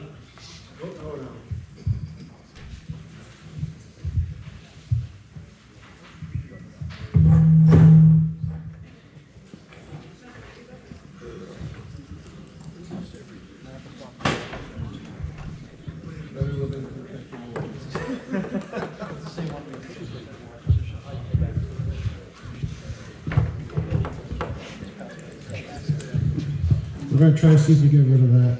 Bob's going to adjust this back. You move away. Bob's gonna adjust. Hey, Dick, you wanna try this one? Try that one. Try to keep Hello? going. Okay. So 47 and 46, 47 and 46 actually work together. It's regrettable that they needed to be split because they make more sense when you look at them together. The section of Gap Mountain Road that's in Article 46, which is 1,400 feet. Dick, not to interrupt, but would it make sense if I read Article 46 and then you? Well, okay. Just so they kind of have an idea. Just so you know what I'm talking about. Okay, so read Article 47, Article 46, Gap Mountain Road. To see if the town will vote to reclassify pursuant to RSA 231:45 the classified portion of Gat Mountain Road, starting after the Gat Mountain Reservation Timber Harvest property, and extending 1,400 feet southeast to the Gat Mountain Farm property, located at 261 Gat Mountain Road, map 4, lot 2, to a discontinued highway subject to gates and bars, i.e. a class 6 highway, under RSA 229:5-7, majority vote required. Board of Selectmen recommend this article. Okay, so what this is it's a swap of road footage, road length. The piece of property, the road on Gat Mountain Road, in effect, is a class 6 road. It's really somebody's driveway. Nobody goes up there, we don't maintain it. And the section of road on West Hill that's being asked to be swapped out for it is in fact a road that has been upgraded to probably better than town standards. And so we have asked, we being the Board of Selectmen, would like to make this swap because we believe it's in the best interest of the town to allow, and we've spoken with the abutters, everybody seems to be quite comfortable with it. If you go up and look at that section of road, it's in very nice condition, and it will allow a building permit to be issued up there. Technically, in the town of Troy, the Troy Selectmen could issue a building permit anyway, but we have a long-standing, no, policy is something that would be in writing.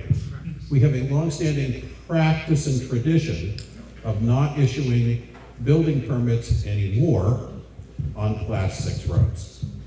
And we would prefer to not do that.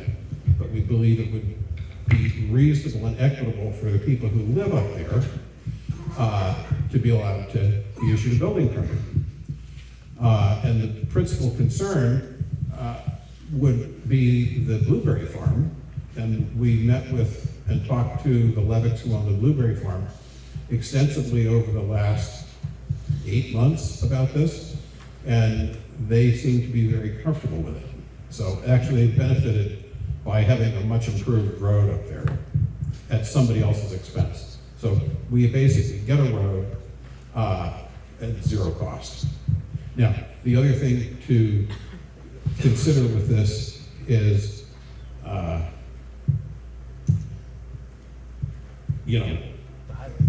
the highway block grant. And so if we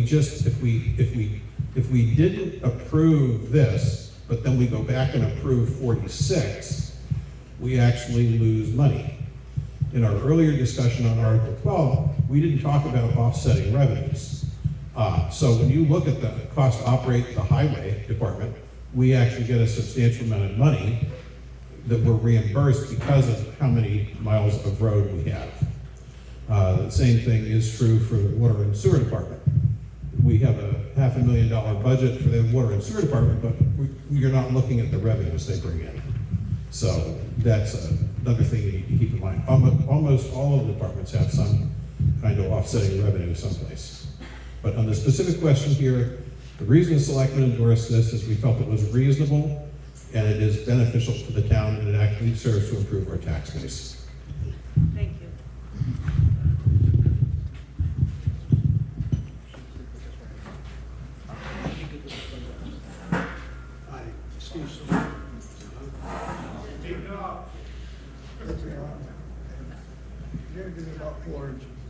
Hi, Steve Sawyer. Mr. Daniels, who has improved the road on West Hill, he came into the planning board probably 18 months ago and asked if he could build a house there. And it's been, like Dick said, a long-standing practice on the planning board, or the select board as well, that we don't allow any building on Class 6 road. And I said, well, if you upgrade it to town standard, he said, okay, no problem. And he did it on his own dime, and I think he's done a great job. I think, we should accept the swap out on the Class 6 roads. Thank you.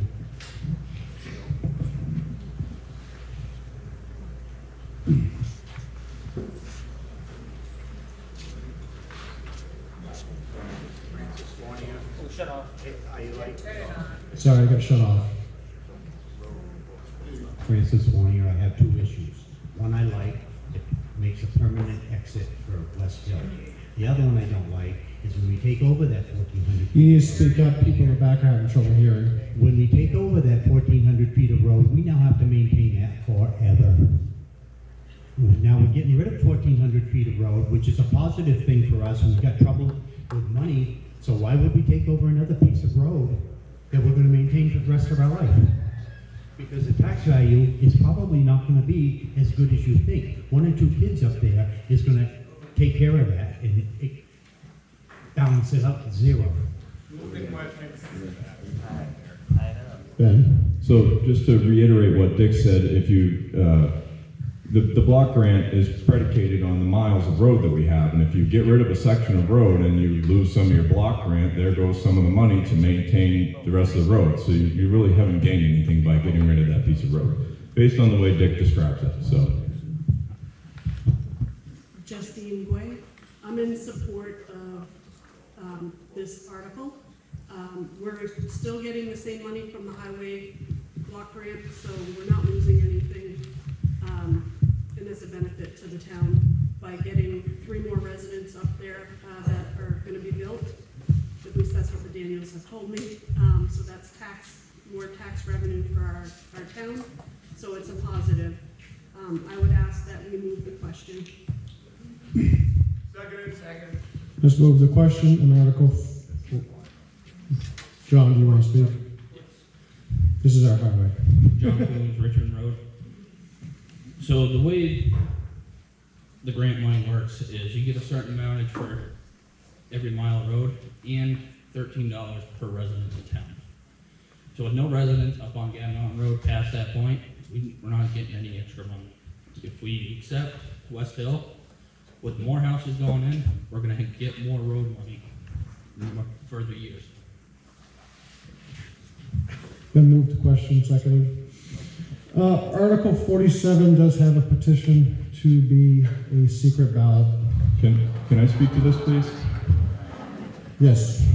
So everybody understands, we have, Mr. Moderator, would you ask that the 5 people that have signed every single one of these petitions stand up? Kim Cassidy, Jean Bodgewick, Francis Fournier, Judy Shatler, and John Stewart, Who's the 5th one? He's in the back. Oh, he's in the back. There he is. So there's 14 more of these coming, folks. 14 more. They've got 15 of them lined up here, and they're all signed by the same people. They've hijacked our entire town meeting. I asked that these people retract these requests.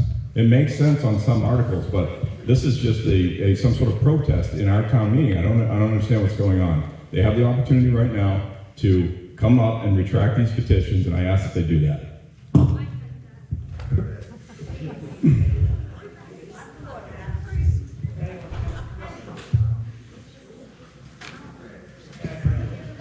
We have to follow this rule. This is an RSA. We have to do these by vote. We're going to be here till 2 o'clock in the morning.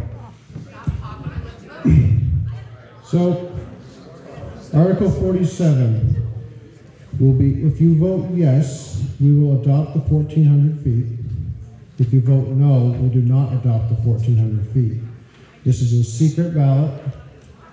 So if you line up, make sure you have your blue card so you know you're a registered voter. Once you vote, if you can sit down, we'll try to read the next article, try to keep this moving. Because we can't mix the yes and no's. Deb, do we have different colors for 46 and 47?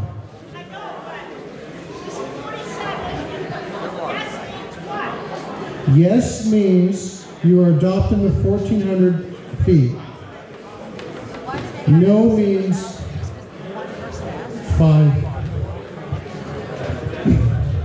No, we do not adopt the 1,400 feet.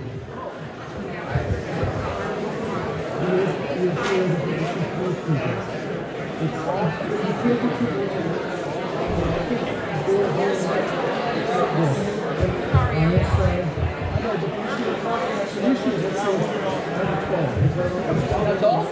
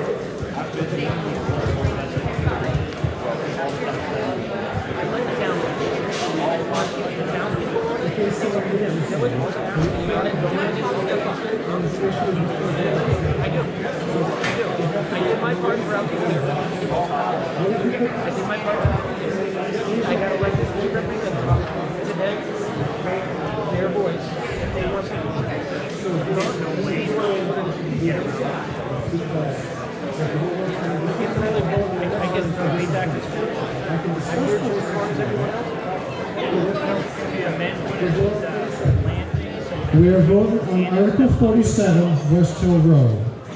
Yes means adopting 1,400 feet. No means not adopting 1,400 feet. Only Article 47 you're voting on right now. Yes means adopting 1,400 feet. No means not adopting 1,400 feet.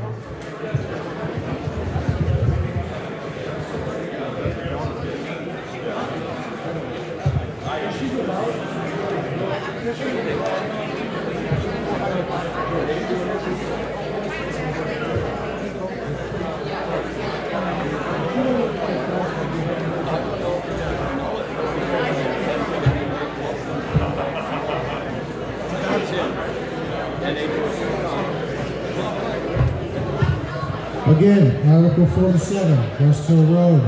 A vote of yes adopts 1,400 feet. A vote of no does not adopt 1,400 feet.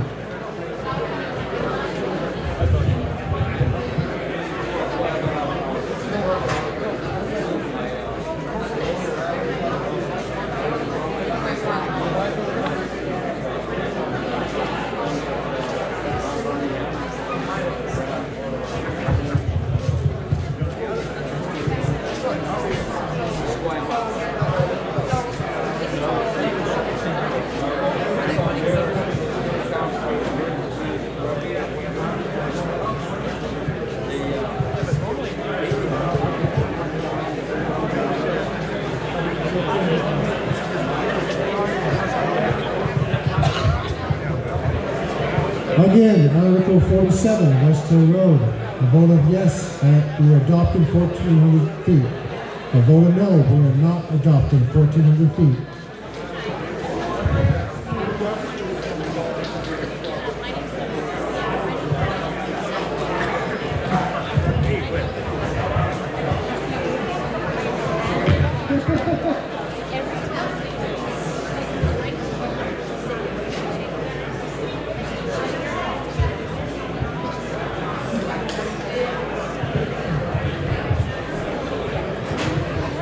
Again, Article 47, West Hill Road. We voted yes, we adopt 1,400 feet. We voted no, we do not adopt 1,400 feet.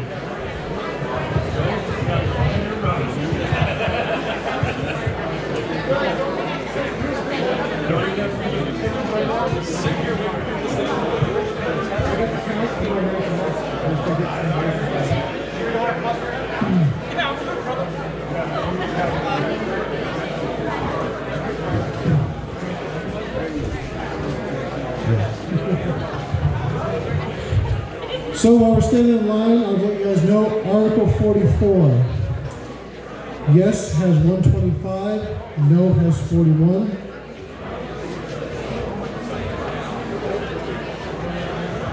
Article 44. Yes 125, no 41. So yes means that the town shall vote to transfer all powers and duties of the Water Commission granted by town meeting vote 1915, Article 15, back to the Troy Board of Selectmen. Article 44, yes 125, no 41.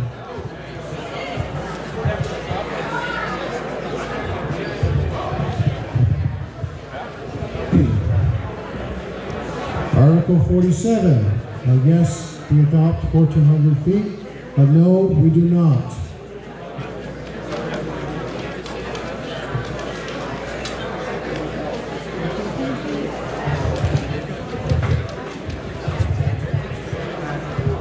Are you?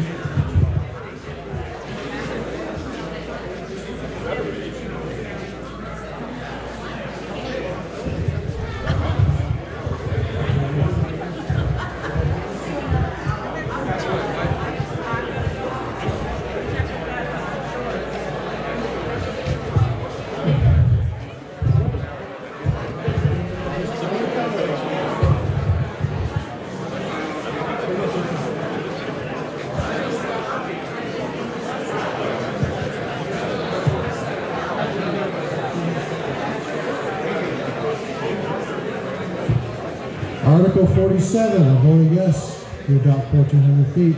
Vote no, we do not.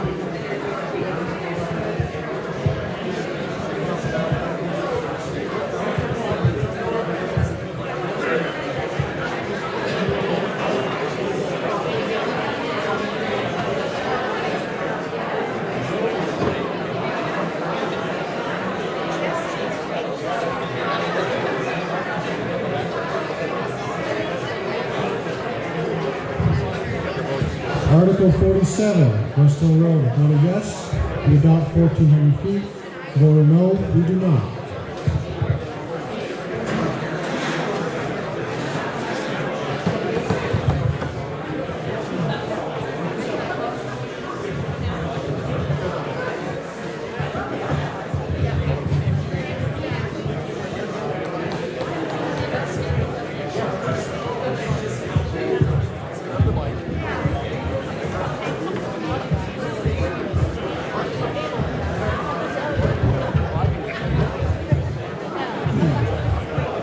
If you have voted, let's please sit down, get the volume down.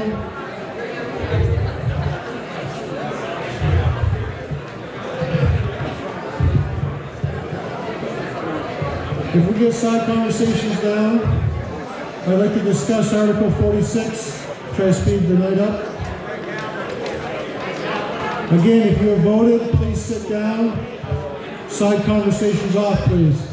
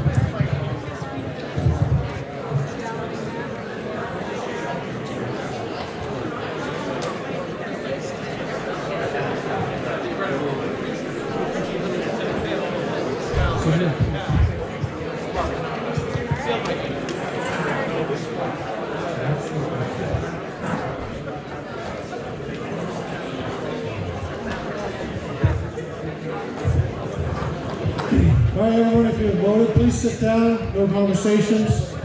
I do have to apologize. Article 44, I had the counts off on the note. Article 44, there's 41 votes for yes, 125 votes for no, for a total of 166. I repeat, Article 44, there's 41 votes for yes, 125 votes for no, total of 166. So a vote of no leaves the Water Sewer Commission in power. I apologize, I read that wrong earlier. All right, Article 46, I'm just going to repeat it. Article 40, let me just see. It's not a secret ballot. Article 46, Gatton Mountain Road, to see if the town will vote to reclassify pursuant to RSA 231:45, the classified portion of Gatton Mountain Road, starting at the Gatton Mountain Reservation Timber Harvesting Property and extending 1,400 feet southeast to Gatton Mountain Farm Property, located at 261 Gatton Mountain Road, map 4, lot 2, to a discontinued highway, subject to gates and bars, i.e. a class 6 highway under RSA 229:5-7, majority vote required. Board of Selectmen recommends this article. Move to the article. Seconded. Move the vote? Move the article. Seconded. Okay. Sir?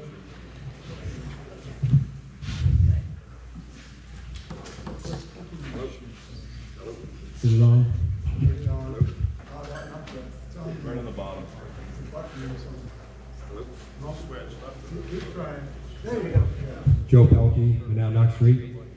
Just a question based on the discussion around the block grant funding when we keep roads. Like, so what if we kept this road as town? Would we get tax revenue from it? And what would be the argument against that?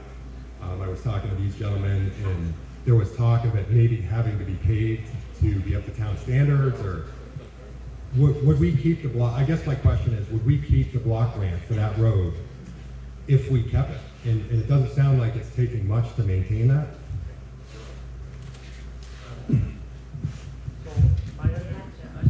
Mic on.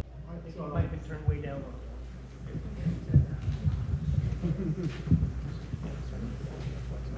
I'll work it.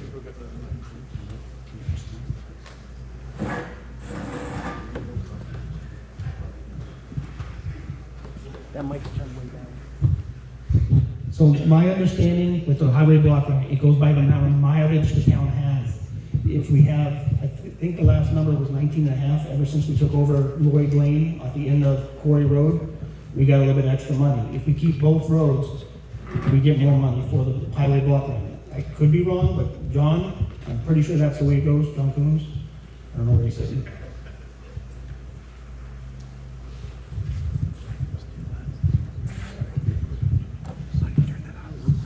Bob's got to do it. I got to give him a number on it. Right here. 615. Gary Phelps, I believe if we keep that 1,400 feet on that mountain, at some point, because we do have the tradition of class 5 roads being built on, we could be asked to upgrade it when somebody builds a house. It's not typical. All is, are you sure with the state RSA?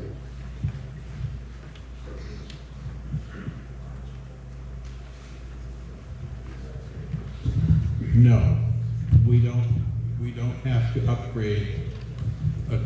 It's a class 5 now. It's a class 5. You could, if we issued a building permit on it, that doesn't mean we would have to upgrade the road. There are many towns, many places that are class 5 roads that are gravel roads. So if we keep the road, we're not going to do anything other than what we're doing now. So the old standard was, can you get a fire truck up there? If you can't, you have to rebuild the road. That's not correct. That is a choice, but it's not a law. Used to Not a law, not now.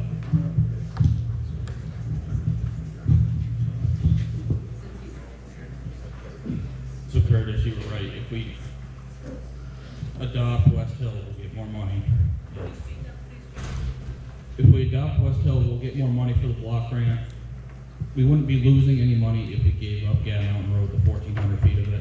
If we did keep it, we would get the additional money for keeping West Hill, but it wouldn't be much. Just a very small amount. Me personally recommend we give back Gad Mountain Road to the landowner and we take over West Hill. It's more suitable that way, instead of taking care of the 1,400-foot driveway. Was that moved to question? Move the question. All right, Article 46, Gad Mountain Road. A yes means we change the 1,400 feet to Class 6. A no means we keep the 1,400 feet as a Class 5. Article 46. I'm sorry. Article 46. Those in favor, say aye. Aye. All those opposed, say nay. The ayes have it. All right, back on to... Kyle, it's that one? They're trying to adjust it. Okay. All right, back on schedule. Article 13, sewer plant upgrade bond payment. To see if the town will vote to raise or appropriate the sum of $82,956 for the annual bond payment for sewer plant upgrades completed in 2007. The payment is broken down by the principal amount of $75,098, and interest amount of $7,858, majority vote required. The Board of Selectmen recommends the appropriation. The Board of Selectmen, the Budget Committee recommends the appropriation. So moved. Second. Second, any discussion? Seeing none, move to vote. All those in favor of Article 13? Aye. All those opposed, please say nay. Nay. Article 13 passes. Point of order.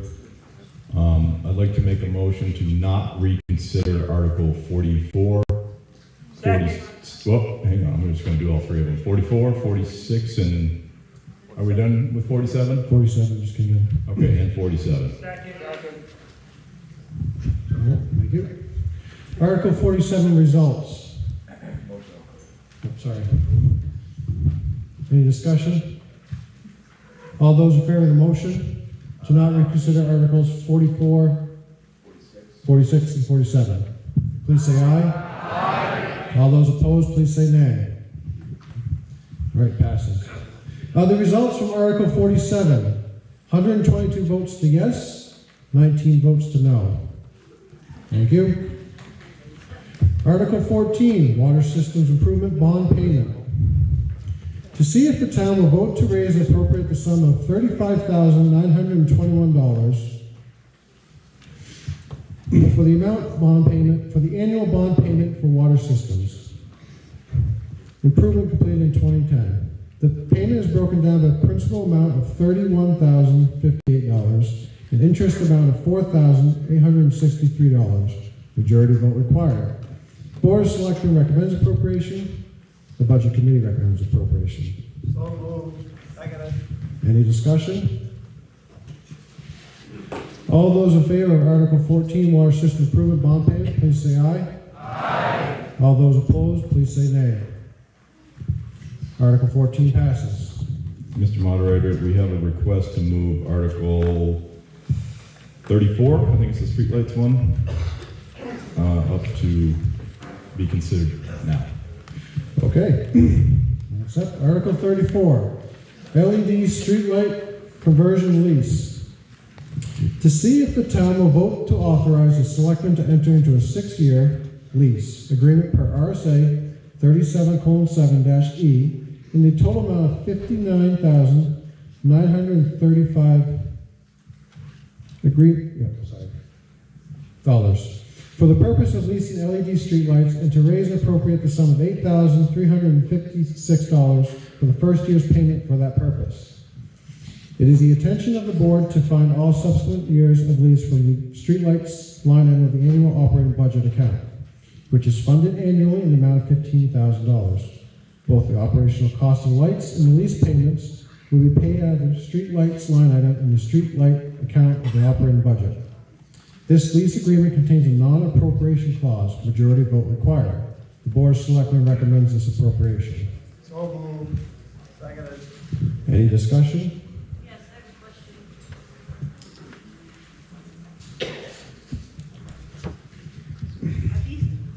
Are these new lights? Hold the mic All over. So, listen, you guys, okay? Are these new lights, or are we replacing the lights we already have? We're replacing. It's a swap out. For those in the back who didn't hear, it's going to be a swap out. We will switch out the current lights to LEDs. And the cost savings pays, the cost savings in the reduction of the cost of the electricity more than pays for the cost of the lease. That's why. So swapping the current lights to LED, the savings in electricity offsets the lease payment, is that correct? Yes. Okay, just for those that did not hear facts then. Still working.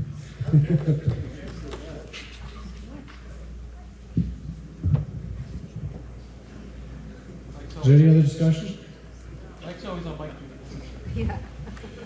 Let's see, Article 34.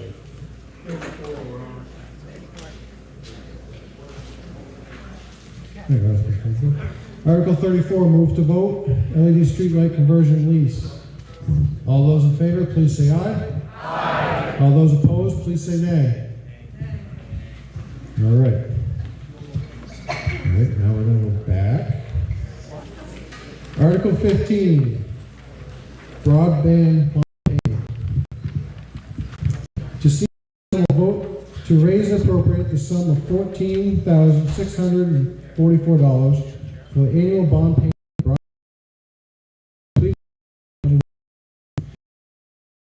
Principal amount of $10,000 and interest amount of $4,644. The funds to come from the franchise agreement with Consolidated Communications Inc. No money to be raised for taxation. Majority vote required. Recommends appropriation. The Budget Committee recommends appropriation. So moved. Seconded. Any discussion? Seeing none, all those in favor of Article 15, please say aye. Aye. All those opposed, please say nay. Article 16, Capital Reserve Funds Deposit.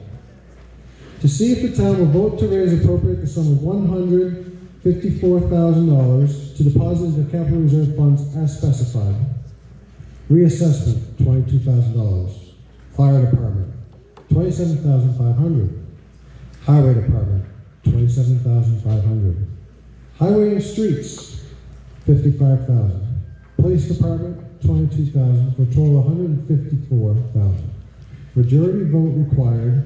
The Board of Selectmen recommends appropriation. The Budget Committee recommends appropriation. So moved. Seconded. Just so we know, I've got to get back on track here. The estimated tax impact of Article 16 is 59 cents per thousand.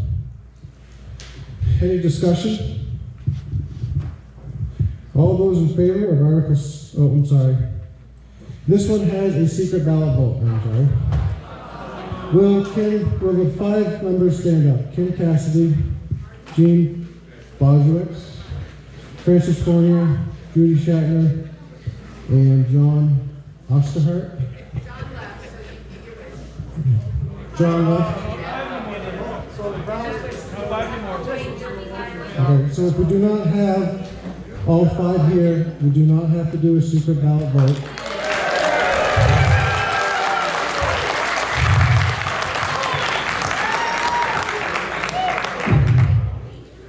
Just so people are aware, I do have to check in each one in case he walks back in or someone else. Just so we're aware. Doesn't mean we have to. All right, so Article 16, Capital Reserve Funds Deposit. Any discussion? Seeing none, all those in favor, please say yea. Yea. All those opposed, please say no. So passes. Article 17, expendable trust funds deposits. To see if the town will vote to appropriate the sum of $48,400 to deposit into expendable trust funds as specified. Town buildings and repairs, $27,500. Demolition repair of buildings, $8,250. Sienna E. Paul War Memorial, $1,650. Gay Kimball Library, $5,500. Computer technology, $5,500. For a total of $48,400. Majority vote required. The Board of Selectmen recommends appropriation. The Budget Committee recommends appropriation. Here we go. So we know estimated tax impact is 19 cents per thousand. Any discussion? So, does John not come back, I assume? Okay. So we will do, all those in favor of Article 17, please say aye. Aye. All those opposed, please say nay. So passes. Article 18, cemetery operating budget. To see if the town will vote to raise and appropriate the sum of $63,000. Sorry. Sorry to interrupt. No, it's all right. Is this on? Yes. Yeah. I'd like to make a motion to move Article 45 ahead of this next article. So before Article 18? Yes, sir. Okay. 45, highway excavator, correct? Okay.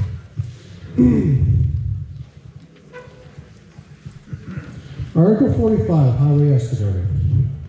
To see if the town will vote to raise and appropriate the sum of $175,000 for the purpose of purchasing an excavator and all necessary equipment for the highway department and transfer station. And to see if the town will authorize a withdrawal of $87,500 from the highway department equipment capital reserve fund and $87,500 from the transfer station recycling center equipment special revenue fund. Majority vote required. The Board of Selectmen recommends the appropriation. The Budget Committee does not recommend appropriation. And if I'm right, there's no impact to taxes because it's coming out of the funds, correct? Any discussion? Yes, it will be turned on. I actually want to make a motion to lower that from 175 down to 100,000. Wow. Thank you, John. Got a motion to lower to 100,000 with a second. Discussion on the motion.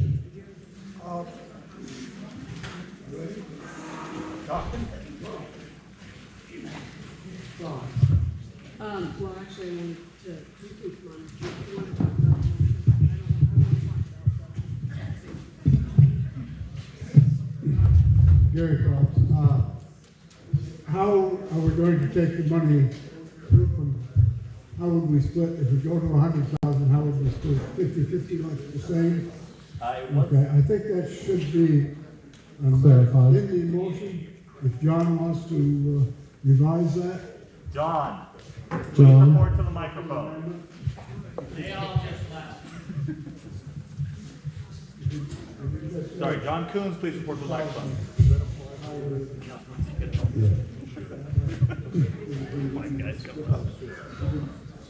So he just asked for clarification on the motion. Yeah, so we'll move it down from 175 to 100,000, even split between the highway and the transfer station. So 50,000 of the transfer, 50,000 of the highway. Okay. Is that buying the same piece of equipment?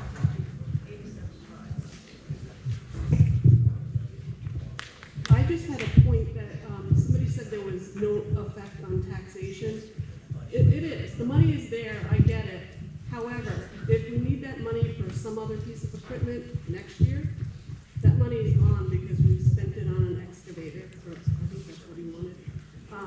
So don't mislead people by saying it doesn't affect taxation. It actually does. The money's there, but if we need it for something else, it's going to be gone. Yeah, so that's a very good point, but the tax impact statements that we've added this year. I was surprised to hear them actually, so the budget committee is usually involved in that process. But the tax impact statements are meant to indicate what it would impact on your taxes this year. So because it's coming out of a capital reserve fund, they don't have to raise it from taxation, so your actual tax dollar amount won't go up this year. But Justine is correct that fund will be depleted, and we will have to continue to fund that fund to get back up when we need to spend money out of it. And that funding of that fund, or that capital reserve fund, comes from taxation. So next year we will have to put money in there. So both things can be happening at the same time. So Diane Hammonds from Monadnock Street. I'm just wondering, is the excavator urgently needed, and is any other piece of big equipment also foreseeably urgently needed? So just as a point of order, we're on the motion to get down to $100,000, and maybe we could discuss all the nuts and bolts when we get there. So I think what he's talking about is when we get to back to the article, we could discuss need and want from there. Right now, we're just discussing lowering, the motion's up for it to lower to 100,000. That's correct. So once we vote on lower to 100,000, then we could discuss need. Kristen Tilton, South Street. I just have maybe a question for clarification. Why do we no longer need $175,000 to purchase this excavator, and now we only need $100,000?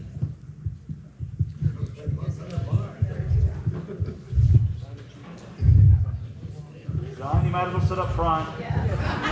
John, let's sit for a little bit.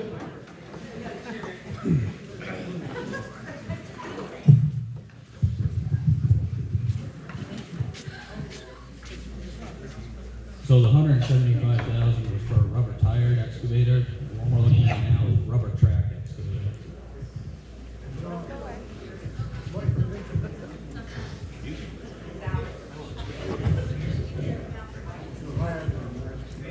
Questions should be at the mic, just so we keep it level for everyone. Just what he was saying was, last year we hired an excavator. This year, we'd like to buy an excavator for the purpose of production and efficiency, doing ditches around town, pipe work across town, helping the water and sewer department doing their water digs, their services, their hydrants, water lines, pretty much anything around town that needs to be done. So so back to the moving it from 175 to $100,000. So the 175 was for a particular piece of equipment that the budget committee thought was too much. It was a very nice piece of equipment, don't get me wrong, but it was more than what we think we wanted to spend, so the budget committee didn't support that article. And in response to that, John did some more digging, did some more homework, and came up with a compromise number of $100,000. And that's how we got to this point. So that's why we went from 175 to 100. Obviously, the 100 is a different piece of equipment. It has some different functionality as far as how we move it around town. But that was the compromise that was made by John because of the response from the budget committee. So going all the way back to our operating budget and the discussion we had earlier, those are the things that happened during the budgeting process that helped to save the town money. This is the result of that. Okay. Any further discussion on the motion to lower it from 175 to 100,000? Seeing none. All those in favor of the motion to lower it from 175 down to 100,000, pulling an equal amount from highway and transfer station, please say aye. Aye. All those opposed? The motion passes. So back to Article 45, discussion of the highway excavator. I'm not sure, I think we should put this off. And next year, Get closer to speaking to it. I think we should put this off this year, and next year go for a backup. Makes a lot more sense. So he was asking to hold off and maybe look for different equipment backhoe for those back. I've also been told that the gentleman, Herb Drug, has brought water. If someone needs a water, he has it in the back. You can go ahead. I did not mean to apologize. Justine Blay, I make a motion that we table this request.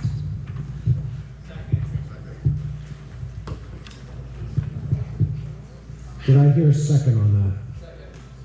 Name? Doug Tucker, Memorial Drive. All right. Thank you. Any further discussion on Article 45, highway excavator?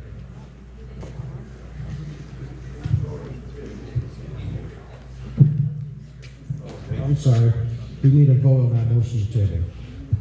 Do we? Let's just, You do, it's on the warrant. yeah, because it's an actual motion, yeah. It's on, Okay. it's on the warrant.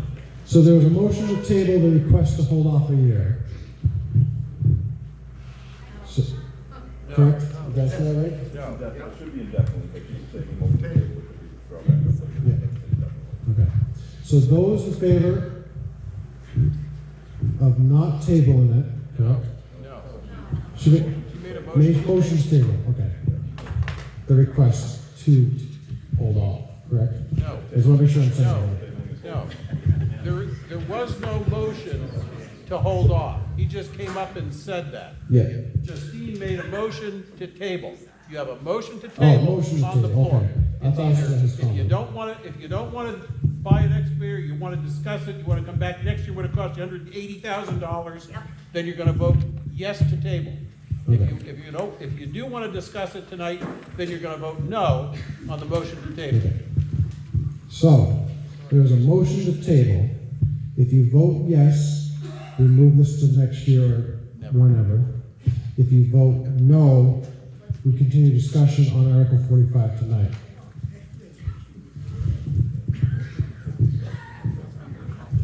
So, all those in favor of the motion to table Article 45, please say yes. All those in favor to not table Article 45, please say nay. Nay, you have it. Article 45, discussion on highway excavator. Alan? Albert and Troy, you all know me. I think we need to have some discussion about all this equipment. We've got two pieces of equipment down there that is tired iron, the backhoe and the loader. Those are hefty price tags. So we're gonna table this, maybe we need to talk a little bit about getting. We're not tabling it. Oh, okay, let me retract that. We need to talk about a piece of equipment that we can utilize instead of the future pieces of equipment, the loader and the backhoe are gonna be costly. So what are we gonna do with those next year? Are we gonna utilize one piece of equipment that we can use with a backhoe and a thumb on it with an articulating bucket, get rid of the loader? Or what are we doing? Are we gonna buy two more pieces of equipment, or what are we doing? Trade it all in. And the whole deal with the excavator was so we could drive it around town without a trailer. So that's another discussion we need to have as well. We only have how many miles of road? 20? Just under 19. 19? You can get from point A to point B pretty quick.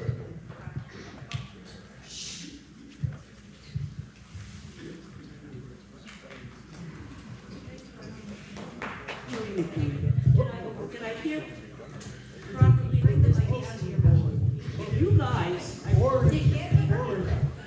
Bring it down a little bit. I got my question. You said there was going to be some digs with this piece of equipment for the highway, for the water and sewer department? Are they kicking in anything for this? Or you know, they get, I think, is it $5,000 for a water line, right? If a new house comes and wants on town water and sewer, it costs them $5,000 to run that from the tap of the street into the house. So does the highway department, who's buying equipment to help the water department, get something out of that? Can you guys hear back what she's saying? Just don't turn from the mic. I know you want to face John, but just face the mic. When you turn away, people can't hear you. This piece of equipment is being sold to us as a piece of equipment that would do the digs from the street to a new house that's on the town's water and sewer system. So my question is the water sewer department who gets paid $5,000 for that, are they paying John, or are they paying a piece of this equipment to offset some of his costs? Does that make sense? Yes, it does. Okay. So just a clarification, the service lines from the main to the new homes for those new connections is the responsibility of the developer of that property, whether it's the homeowner or whatnot. So they pay for all of that. They pay for the materials, the labor, they hire their own company. Justin actually just does the inspection of that process. So that's all taken care of there. So that fee money comes, it really only just covers Justin's inspections. That's really all it covers. And then it just covers, cost of the system and whatnot. So, but you do have a good point that there are other digs in town where maybe we're replacing a hydrant or something like that, where the excavator would be used for that project. We're actually required by law at the Water Sewer Department to reimburse the town for anything that the town does on behalf of the water sewer customers. So in those situations, John kind of invoices us as we track labor and things like that, but an invoice will come over and we pay for that. We actually use the Selectman Office personnel to do billing and a couple of other things, and they track their hours, and we get monthly bills from the Selectman's Office for that, and the water sewer users pay that. We used to have somebody in-house that handled all that, and we paid that bill anyway. So when we moved it to the Selectman's Office, that bill just transferred over to almost like kind of like a third-party bill instead of paying our own payroll. So to answer your question, that's how we reimburse the town for the use of the excavator. Thank you. You're welcome. You move the question, Mr. Moderator? You haven't moved the question? You were already walking up, so I'll let you speak. My question is to the Budget Committee. How much money is in that capital reserve at this time? You got the book ready? It's right here. Sorry. Page 90.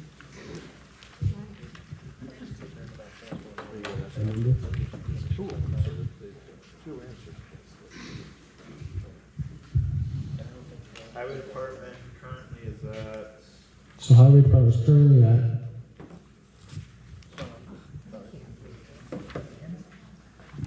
Test. Highway Department is currently at $231,464 as of the end of the year. And then the transfer station.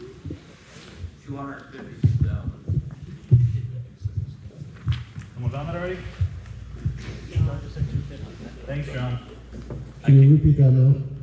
You said 250,000? 252,000. 252,000. So I just want to make a point out there. In 2002, the town voted to approve the highway department to purchase a backhoe for $70,000 in 2022, and it never happened because the agent quit, and then the town couldn't get the same deal. I just want our, taxpayers to understand that if that money is used to purchase that one piece of equipment, and then the other two pieces of equipment that, Mr. Purrington. Can you speak closer to the mic? People in the back can't hear. Sorry.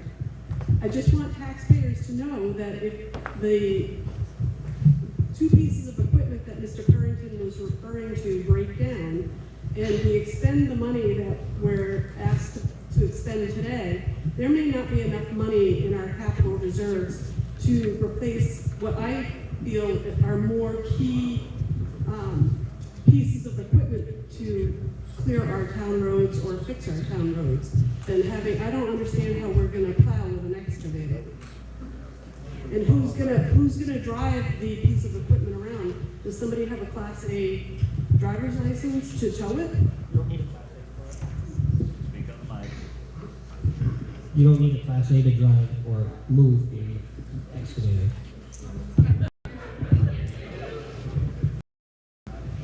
Hi, I'm Doug from Memorial Drive. My question is... Can you speak at the mic? I have to turn it off. I'm Doug from Memorial Drive. How much does this piece of equipment weigh? And how are we going to move it from point A to point B? Are we just going to track it up the road? Or are we going to put it on a trailer? Or how are we gonna move it? Who's gonna move it? I can answer this if John is not right. John, go ahead. Oh, you want me to take this one? All right, we've talked about this a little bit. So this 100,000 covers the trailer as well, right, John? Yeah. So this would be it would be trailered around with the 1-ton dump truck, and it's a 12,000-pound machine. So it's a mini excavator. So that's a 308, 305. 305. Okay. Yep. 305. How deep does it dig? It's got a maximum depth reach of 20 foot. And in the article it says with all pieces you need to go with it too. I wasn't really clear with what you're going to get with it. I'm sorry, Courtney. I apologize. I didn't understand the wording it said with it. So my understanding was it was going to get an articulating grading bucket, a regular 12-inch digging bucket, and it was going to have. Are we still getting a mower on that for that price, John? He's fielding enough questions. We're on side. Doesn't include the mower, so that's a later purchase. Okay. It's going to be plumbed for that though. Okay. So does that answer your question, Josh? So we're getting a trailer that goes behind the 1-ton. Yeah. And we don't need a Class A license to drive it. That's what they're saying. That's what they're saying. I don't know. There's like 5 people shaking their head no. So. So for the Class A is only for combination vehicles over a certain weight. Anything in tow, 10,000 pounds or greater. Class Class A. CDLB, any vehicle over 26,001 pounds. Class A, any trailer weight over 10,001, or combined vehicle weight of 26,001. So a trailer over 10,001 pounds requires a CDLA. The only reason I know this is I'm taking a CDL class right now. Full disclosure. Are you sure?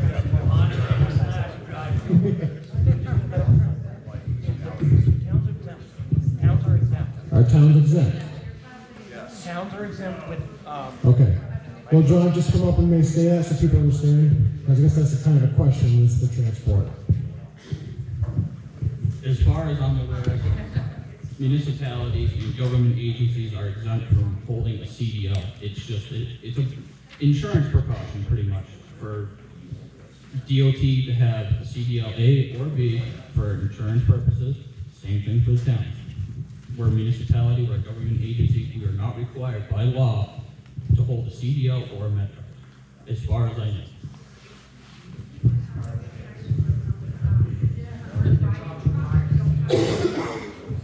Did we call the question?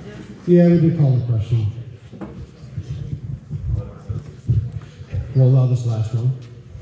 CJ Hall from Richmond Road, which is, I guess we were scheduled to replace the backhoe in 2022 and we didn't? Correct. Is that correct? Okay, my question is, and I come from a town where unexpectedly the drive shaft broke and went through the oil pan of their backhoe, and they immediately had to replace it. It was totally unexpected. So which machine is more important to the town, the backhoe or the excavator?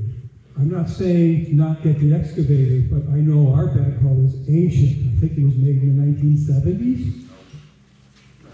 I don't know, but is it more important that we replace the most useful tool, like the backhoe, and then maybe in a year or two consider the excavator? Because these things can break in a moment's notice, and suddenly you're going to say, oh, but we really need it. Okay. Move the question, please. Well, I want to answer the point you just made. The piece of equipment that was not purchased in '22 is now what this piece of equipment is to. This is the same project. This piece of equipment is now the piece of equipment that we fiddle farted around with for 3 years. And so now, if we buy this, that whole issue is closed. Move the question. Article 45, highway excavator. All those in favor of Article 45, highway excavator, please say aye. Aye. All those opposed, please say nay. Nay. Well, that's close. All right, everyone, do you have your blue tickets?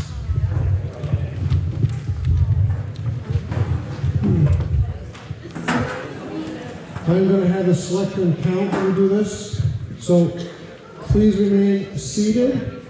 If you are voting yes on Article 45, at this moment, please raise your blue tickets. You want to break this up a little differently? All right, hold up the blue tickets. TJ, why don't you get everything behind the chairs, the main row? Please hold still.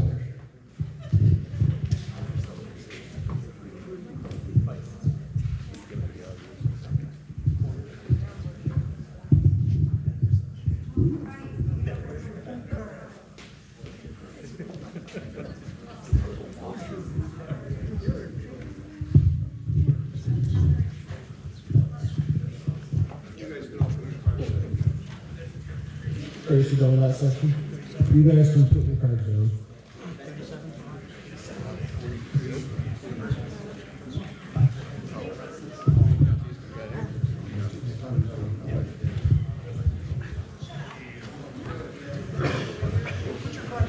All right, again, if you are voting no on Article 45, please raise your blue ticket.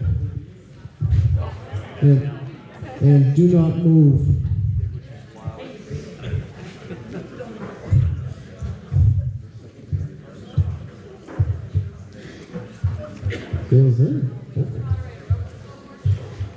We're voting no on Article 45 at the moment.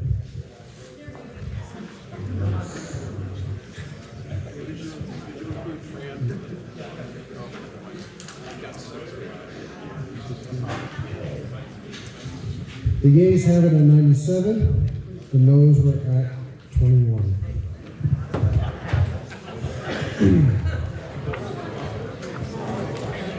Well, listen, they're both a noes. You had me wrong. All right, Article 18, Cemetery Operating Budget. To see if the town will vote to raise and appropriate the sum of $63,730 for the care of cemeteries and authorize the withdrawal of $62,105 from the Cemetery Maintenance Expendable Trust and the Cemetery Perpetual Care Trust Funds. The balance of $1,625 to be raised from general taxation. Majority vote required. The Board of Selectmen recommend this. The Budget Committee recommends this appropriation. And for those curious, the tax impact is 0.006 cents per thousand. Any discussion on Article 18, Cemetery Operating Budget?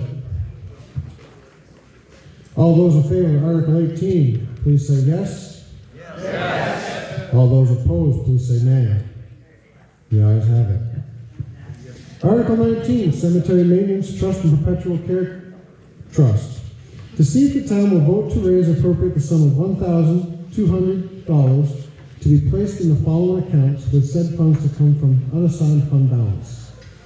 $480 to go into a Cemetery Perpetual Care Trust Fund, and $720 to go into a Cemetery Maintenance Expendable Trust Fund, majority vote required. Board of Selectmen recommends appropriation. The Budget Committee recommends appropriation. Any discussion? All those in favor, please say aye. Aye. All those opposed, please say nay. Ayes have it. Article 20, Roads and Streets. To see if the town will vote to raise and appropriate the sum of $44,808 for the purpose of purchasing materials towards future road rebuild projects. Highway Block Grant 2025 estimate is $44,808. Should the entire estimated block grant not be received, the remainder is to be raised from taxation, majority vote required. The Board of Selectmen recommends appropriation. The Budget Committee recommends appropriation. Any discussion?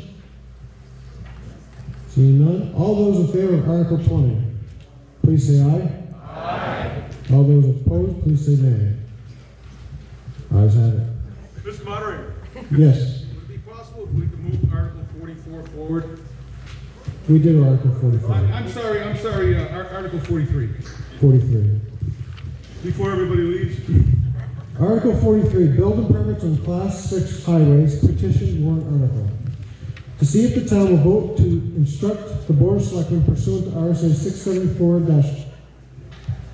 674-41 to adopt a policy for the issuance of building permits on Class 6 highways that addresses all the requirements of RSA 674:41 and restricts the issuance of a building permit for any non-residential project or expansion thereof on a Class 6 highway without a vote from a legislative body at the annual town meeting or a special town meeting called pursuant to RSA 31:5 and 31:5-B. Majority vote required. The Board of Selectmen do not recommend this article. Mr. Moderator? Yes. I would ask that we table this article as there is legislation pending in both the House and the Senate to change the issuance of building permits on Class 6 roads. Did everyone hear that? No. Sorry. I'm sorry. I ask that we table this article. There is legislation pending before both the House and the Senate to change the issuance of building permits on Class 6 roads. Question. You said there's, come to Mike. Please come to the mic. Was there a second on that? Yes. Name, please. Thank you. You say there's pending legislation that says what? And if it doesn't pass, what does that mean? Well, if it doesn't pass, then we're just where we've always been. Okay. It says, and it has support on both sides of the aisle, is that you could not deny a building permit on a Class 6 road. For any commercial project? For anything. That's pending currently. Correct.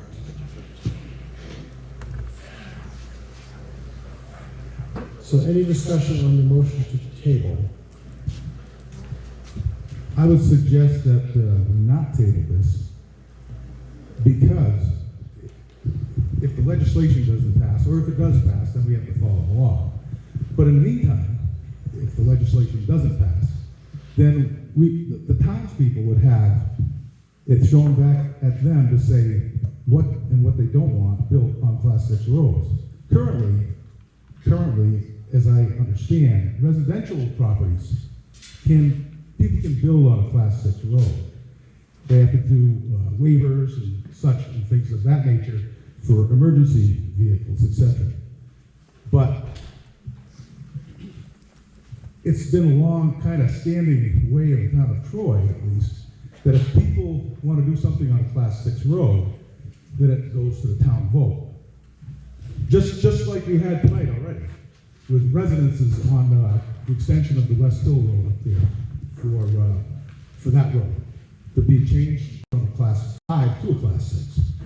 What I'm looking to do here is simply to give the power back to the people to decide what they want and what they don't want for any commercial projects on a Class 6 road.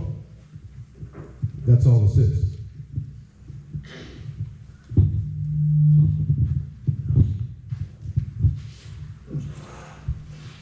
Well, we did talk about this earlier, and the selectmen have been very careful to not issue building permits on Class 6 roads for many years, although I'm sure we all know that there are houses in Troy on Class 6 roads, and there is no law that prohibits us from issuing building permits on Class 6 roads, and there is no requirement that we make them upgrade or provide access or even obtain waivers. Prudence dictates that. So in some towns where building permits are regularly issued or frequently issued on Class 6 roads, they generally have them sign waivers as to fire and safety considerations. But every time those waivers have been tested, they have failed and the town's been held responsible, which is why in Troy we don't issue building permits so far on Class 6 roads. And further, I'd just like to reiterate, this deals with non-residential. This is commercial or industrial projects trying to give it back to the town to decide what they want on their Class 6 roads. The long term of Troy, New Hampshire is their Class 6 roads. Any future development down the road, 10 years, 20 years, 50 years from now, it's going to be our Class 6 roads because everything else is used up. If we destroy our Class 6 roads with industrial projects that people don't want, but they get a permit, all I'm trying to do here, again, is have the people decide what they want, what they don't want on these Class 6 roads for commercial and industrial projects. I'm not talking about residential.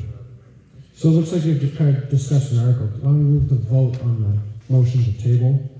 That way we get to discussion on the actual article, if it fails.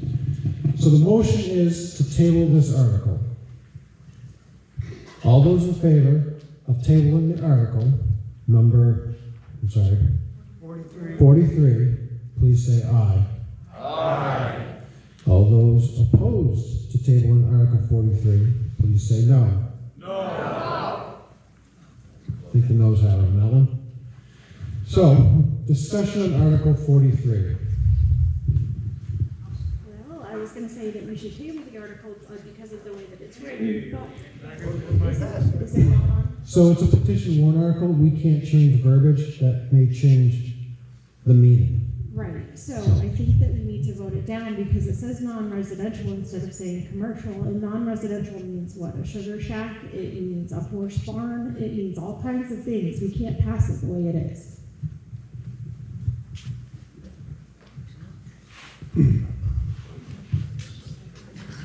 Non-residential, I guess, I'm looking at the difference between commercial, industrial, and residences, pretty much here.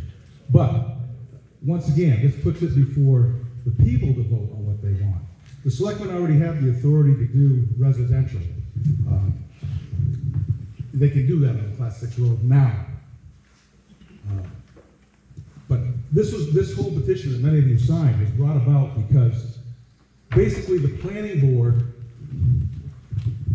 with its rules and regulations, they waived their rules and regulations to allow certain things to happen on a Class 6 road and on a Class 5 road. By the way, they did that on a Class 5 road as well. So I'm just looking to safeguard the town, give the people the right to vote what they want and what they don't want on their Class 6 roads. Mr. Moderator, Yes. Ray Watch at Richmond Road. Come up. Can you come up to the mic? You can't hear me, come up here. No, we're not, I want to hear him. I'll walk up there. Unless they have repealed the law, it is illegal to issue a building permit on a Class 6 road. The one exception is the planning board. On RSA 674, you have the legal right to sign waivers and build on a Class 6. That is it. The law says no building on a Class 6 road.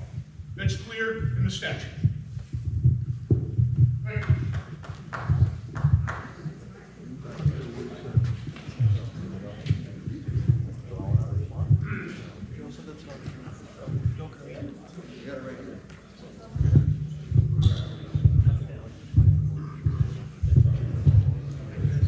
Town Council, I've been asked to read to you for a moment. 674:41, Roman 1 says, from and after the time when a planning board shall expressly have been granted the authority to approve or disapprove plats by a municipality, as described in RSA 674:35, no building shall be erected on any lot within any part of the municipality, nor shall a building permit be issued for the erection of a building unless the street giving access to the lot upon which the building is proposed is to be placed, shall have been accepted or opened, or as otherwise have received the legal status of a Class 5 or better prior to that time. If it is a Class 6 highway, you can get a building permit if the local governing body, Board of Selectmen, after review and comment by the planning board, not approval, review and comment by the planning board, has voted to authorize the issuance of building permits for the erection of buildings on said Class 6 highway or portion thereof.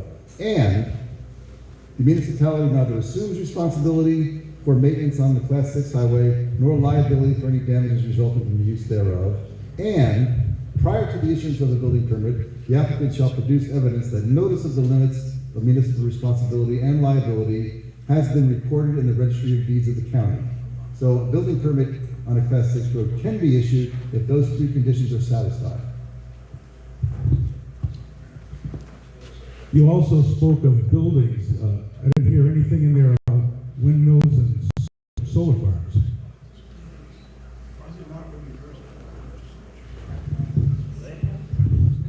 They're taxable as buildings, they're buildings, it's a structure. It's industrial, it's not residential.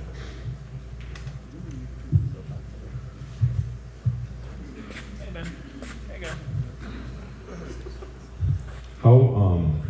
How binding is this when this passes?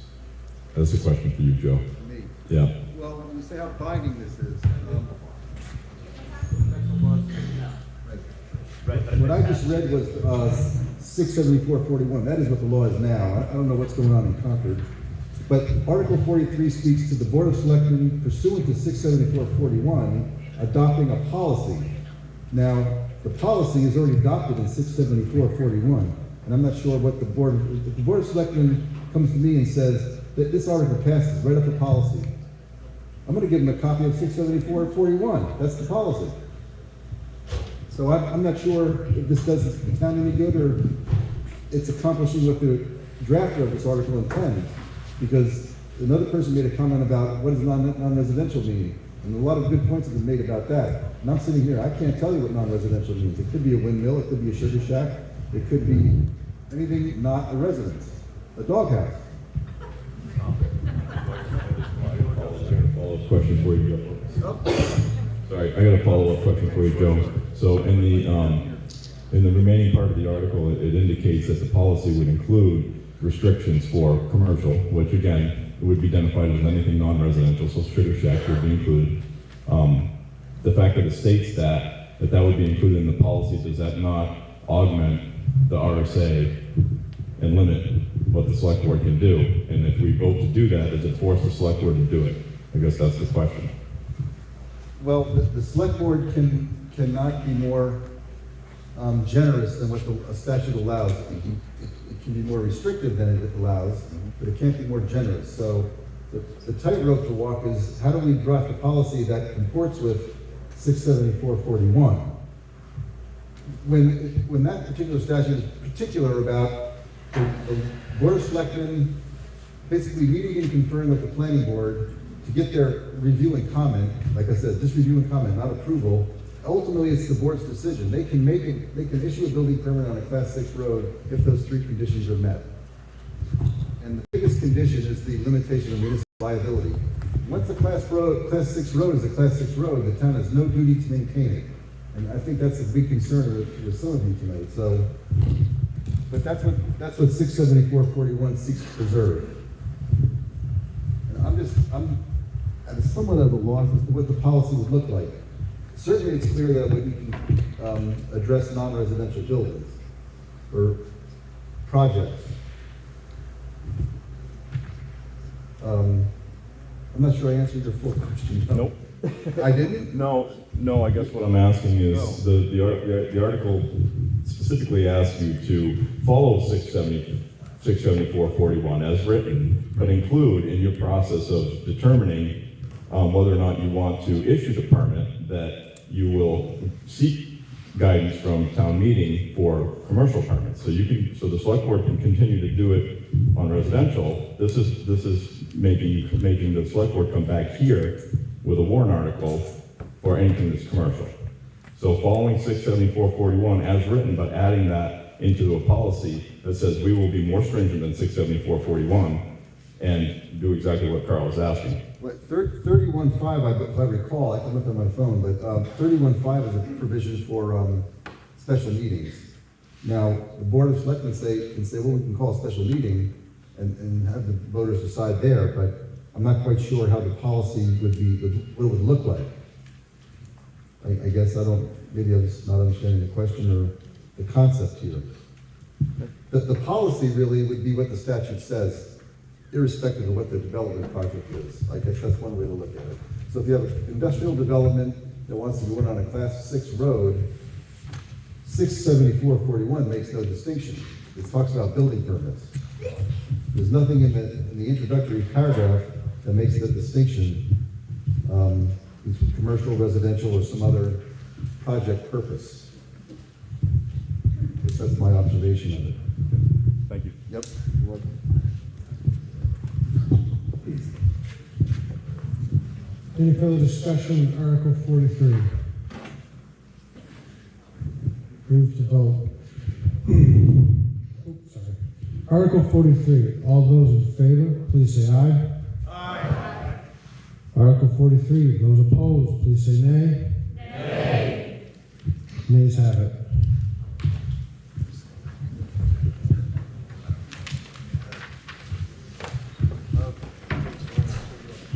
Article 21. Moderator? Yes. Will we vote not to reconsider any of the articles previously passed? Second. That'd be too Bill. Motion to not reconsider previous articles that have been voted on. Any discussion? All those in favor, please say aye. All those opposed, please say no. That motion passes.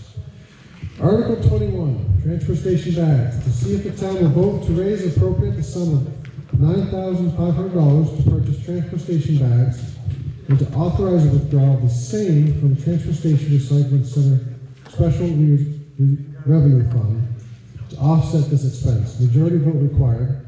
The Board of Selectmen recommends appropriation. The Budget Committee recommends appropriation. Any discussion on Article 21? Seconded. All those in favor of Article 21, please say yes. Yes. All those opposed, please say no. Passes with a yes. Article 22, Computer Technology Expendable Trust Fund.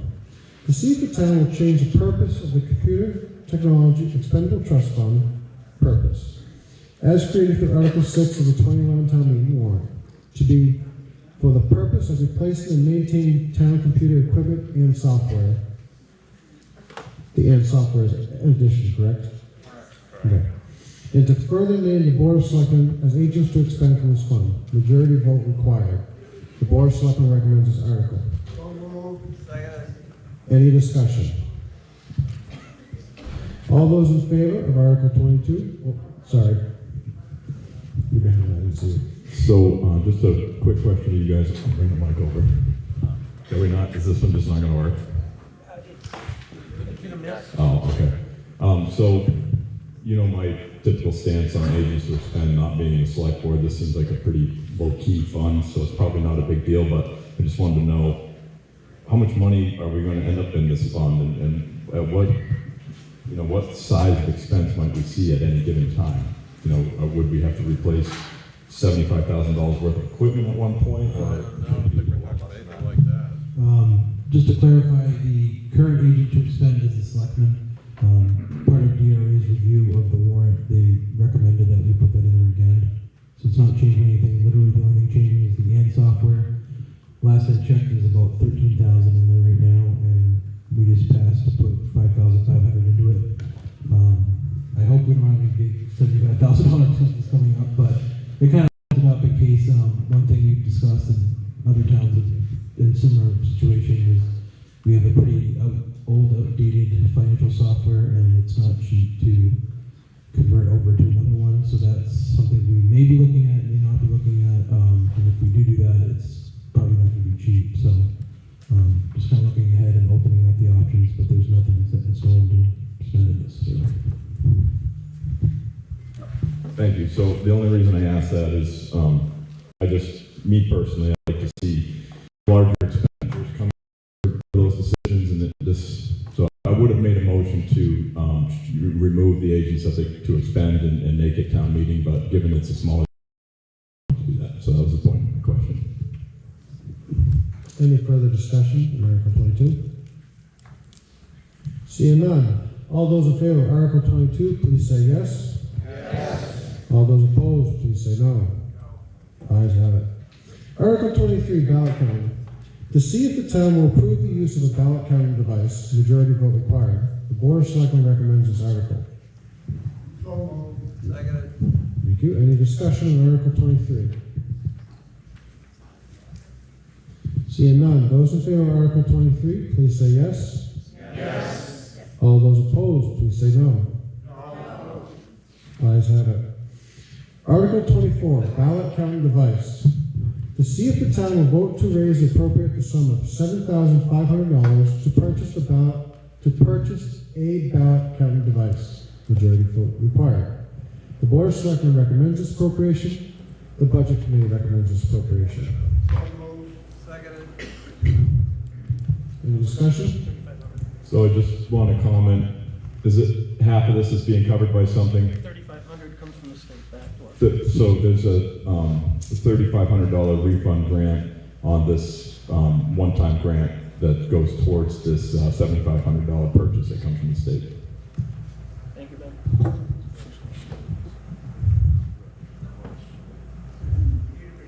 Any further discussion? All those in favor of Article 24 to purchase a ballot counting device, please say yes. Yes. All those opposed, please say no. Most votes. Try that one more time. Those in favor of Article 24, please say yes. Yes. All those opposed, please say no. No. Ayes have it. Generic answer. Mike.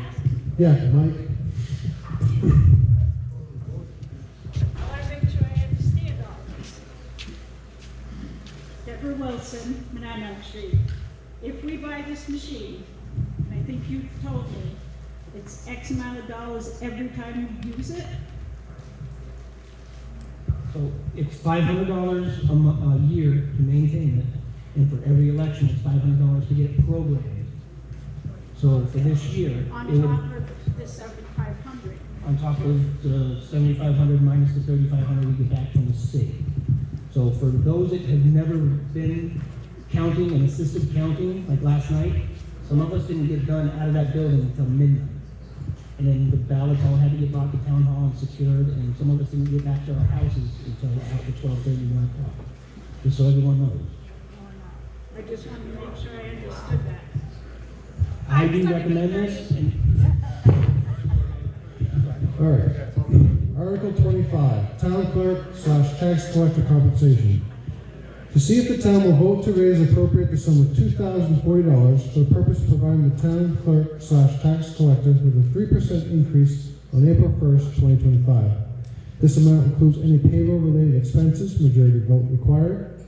The Board of Selectmen recommends appropriation. The Budget Committee recommends appropriation. Any discussion?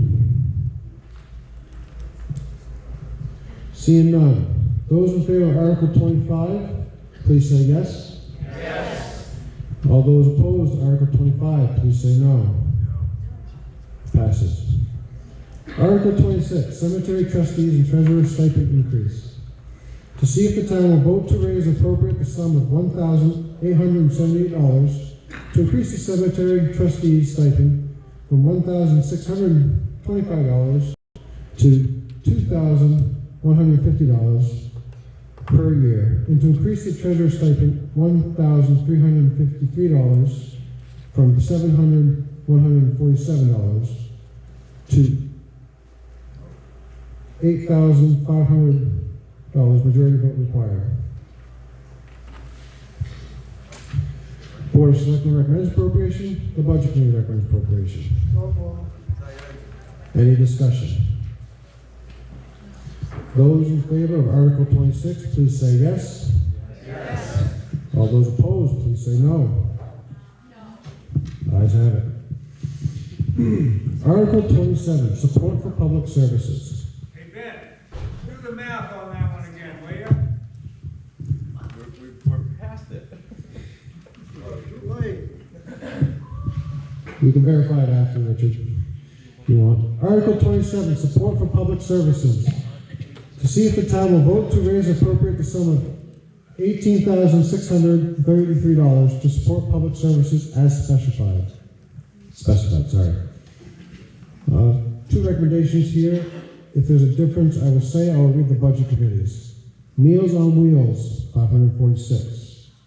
Home Healthcare and Hospice, $2,145. Southwestern Community Services, $2,500. The Monadnock Child Advocacy Center, $2,500. The Community Kitchen, $3,000. Community Volunteer Transportation, $1,500. CASA, $1,500. The Monadnock Family Services, $2,662. MCVP Crisis Prevention, $2,280, for a total of $18,633. Majority vote required. The Board of Selectmen recommends appropriation. The Budget Committee recommends appropriation. So moved. Second. Discussion? I'm just curious whether you received timely requests from any other formal social service agencies like MDS. Do we have an answer to this? We're trying it. The answer is we received a non-timely incomplete request. Thank you.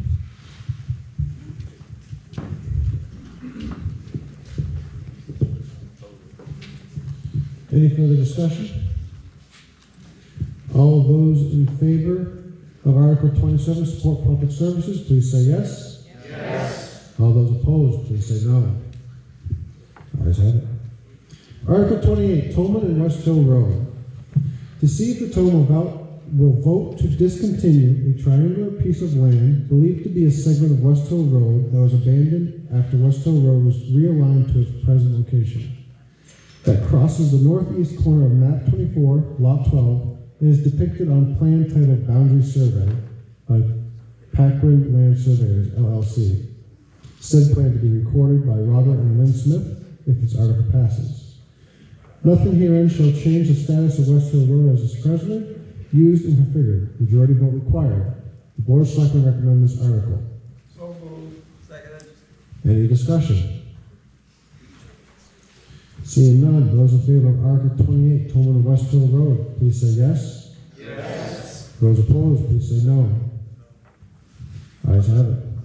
Article 29, Town Hall Streams. Point of order. Yep. So, Article 26, the stipend article, anybody do the math on that? It's been explained to me. It doesn't look right. Jeremy, math on Article 26. The total, the 1870, It's split between 3 people. the 1878 is the 1353 for the treasurer, and then 525, which is just missing from in there, because that's the increase for the cemetery trustees. So the cemetery trustees aren't going up 1878. That whole article is up 1878. Right, okay.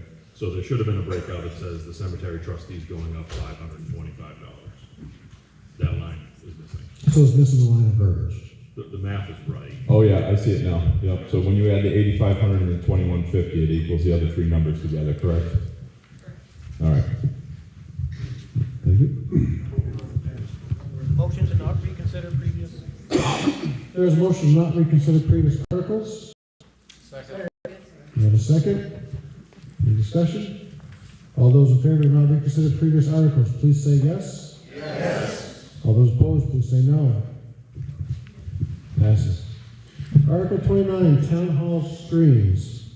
To see if the Town Hall will vote to raise appropriate the sum of $4,200 for the purpose of installing cameras and microphones in the Town Hall meeting room, Gay Kimball Library meeting room, and the water sewer building at Dorch Street, to live stream public meetings of the town's boards, committees, and commissions. This will cover the first annual subscription and the installation of cameras and microphones at said locations. Majority vote required. The Board of Selectmen recommends appropriation. The Budget Committee recommends appropriation. So moved. Second. Any discussion? Article 29, Town Hall Streams.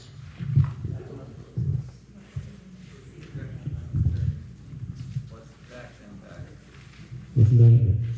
Those in favor of Article 29, Town Hall Streams, please say yes. Yes. Oh, sorry. Oh, .016 is the tax impact. Is that what you're gonna ask, the tax impact? No, I'm gonna ask who's gonna maintain it and how much is the fee? So this system doesn't require any maintenance. The company comes in and installs it, and it's literally a flip switch that you switch to go on live, and it will replace our iPad that we use and we lug around from location to location. So ideally, there won't be a requirement for staff, or a lot of requirement for staff or board members to maintain, update the iPad or whatnot. It's going to be a flip switch. Who's the company? Town Hall Streams. Who is that? It's a company out of Maine. I had heard about them a while ago, and I thought it was too good to be true, and then I dug into it a little bit because it seems too cheap. But a lot of towns, including some in the area, use it, and it has very good ratings and reviews. The yearly subscription for the town is $3,000, and if anything happens and the cameras break or need to be upgraded, that's included. They come in and install it. And then we'd be paying $50 per month for each additional location. So the subscription gives you one location, should be Town Hall, but our boards don't all meet there. So that's why we'd be adding 2 extra locations at $100 per month for 1,200 more. So this 4,200 will eliminate the need to use the iPad and YouTube. It'll be directly streamed to this website, and the town will have access to that as long as we're a paying member, and we can also download it for long-term keeping and having on file. Thank you. I'll just make one comment in there. We had, in our last meeting, we discussed this, and I had mentioned that if it saved the town some money monthly and overall, that we would attempt to try and find a day where we could move our meetings up to Town Hall. For those that didn't know. And you know, it might allow us some more room for others to join if they would like to come to the meeting. I was actually going to, I was going to say that. So how many buildings does this cover? Is this the, 3 buildings, yeah. So, I wouldn't change the warrant article in anticipation of that, because maybe we could put one at the St. Paul Center. I'm not sure if that's on here, but, or at the library, so, whichever one is on. Okay, thank you. So, but just an anecdotal note on this software, Winchester uses it. And so you just go to townhallstreams.com, and there's a list of towns, and there's like 75 towns on this software. So, and Winchester uses it, and it works very well. So I've watched a lot of their meetings actually, and it works quite nicely. So that's just my experience with it. Pat Wright from West Hill. I just have a question. Do we have any use statistics on how many people in town actually go on to watch meetings and see them streamed? Hundreds. Actually, it's up in the thousands, and we're worldwide. Wait for a mic, please. Sorry. So all our streams, we're actually worldwide. We get calls when anytime there's an incident, like January 6th, just saying. New York, Australia, we've had people all over the world contact us and ask if this is our town and whatnot. So we've had thousands of people stream, and it takes a little bit for it to get there. Like, I don't know, we're at 23 people watching right now, including myself. Since Kurt and I am the moderator of the channel, we have currently 9,200 views of the channel alone. Like Curtis said, there are 23 people watching. The highest we've been up to is 105 people watching at one time. No, general. I don't know which meeting it was, but it was quite an interesting one. And our most recent view, so a week of it, has had 755 views. So those views are of particular meetings? I mean, I'm concerned about town residents having access to meetings, whether or not they're actually able to make it to a location. I'm not so worried about spending $3,000 and then a couple $100 a month for someone somewhere else being able to tune into town meetings. So, you may not understand that this was done by a volunteer for 6 years. Oh, I do understand that, and I appreciate that. So if there, and there's no statutory requirement, so The goal of the select board in recommending this article, and I don't know if the budget committee did or didn't, but they did, is to have greater access to people. No, I don't care if anybody in Botswana watches this meeting or not, but the reality is the majority of people who view our meetings are either people in our town or somehow associated with our town. It doesn't cost more to have 1,000 people versus 30 people. I appreciate But, that. but we regularly have a couple of dozen people watch our meetings, and it has changed the way we have operated many aspects of the town government. It's helped people make decisions better than they've made it before who are on boards, and it has made, I think it's helped the public understand better how the town runs. And I would comment that when we first started going online, we had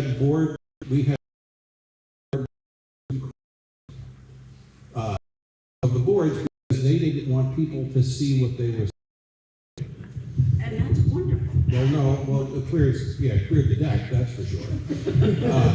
And subsequently, people who have gotten on the boards have understood that, and I think you've had a much, whether you like what happens or not, but you've had a much more open process as to what's happening. So this really takes it to the next level, and this makes it so much easier and so much more consistent for the, we'll call it the viewing public. I just wondered if we actually were tracking our work statistics or use statistics. I think it's a great idea. I just wanted to know if we could actually justify the expense. Thank you.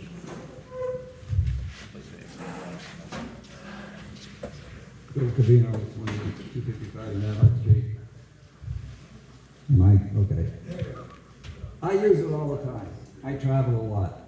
I've attended meetings in Hawaii. I've attended meetings from Florida, from Canada, throughout wherever I travel. And I've been able to keep up my duties on the committee. Face the mic. Sorry. She's prettier than the mic. I've been able to keep up with my duties and participate so for me it's great. Oh, and it was my cousin in Australia that called me up and said, "Is that your Troy?" Hi, Rachel O'Leary, Old Keys Road. I do have a question, but first, I do appreciate the live stream. During tax season, I work late and I don't get home in time to go to the meetings. So I appreciate the live stream. Sometimes I watch them over the weekends after the fact. So my question is, I've never seen any from the Gate Library. I'm not sure how much that is used, but I was wondering about the building at Sandan because I have seen pretty important meetings at Sandan and why the cameras wouldn't be there instead of Gate Kimball. So the budget committee actually meets at Gate Kimball Library, so that's the one you will see there at the library. The library trustees don't record their meetings currently, but it is something in the future. The only qualm I see with putting it at the Stanley Hall Center is if it gets turned on while there's a private party there, everybody in the world can see the private party. It's the only, it'd be funny to watch, but again, this is the person really wanted to know. It's the only qualm I could see with that, but we were talking for all of them to have a way to basically cover the on button so it doesn't get accidentally turned on or flipped by a child, because I know my child likes to push buttons randomly. So that was one of the things, but me personally, I take this, I come pick it up for water sewer meetings, I turn it on for the selecting meetings when Scott Wheeler's not here to help, and then I'm currently the person who makes it work when it's not working. So with this system, if there's an important meeting at Sandan, it is going to be live streamed somehow?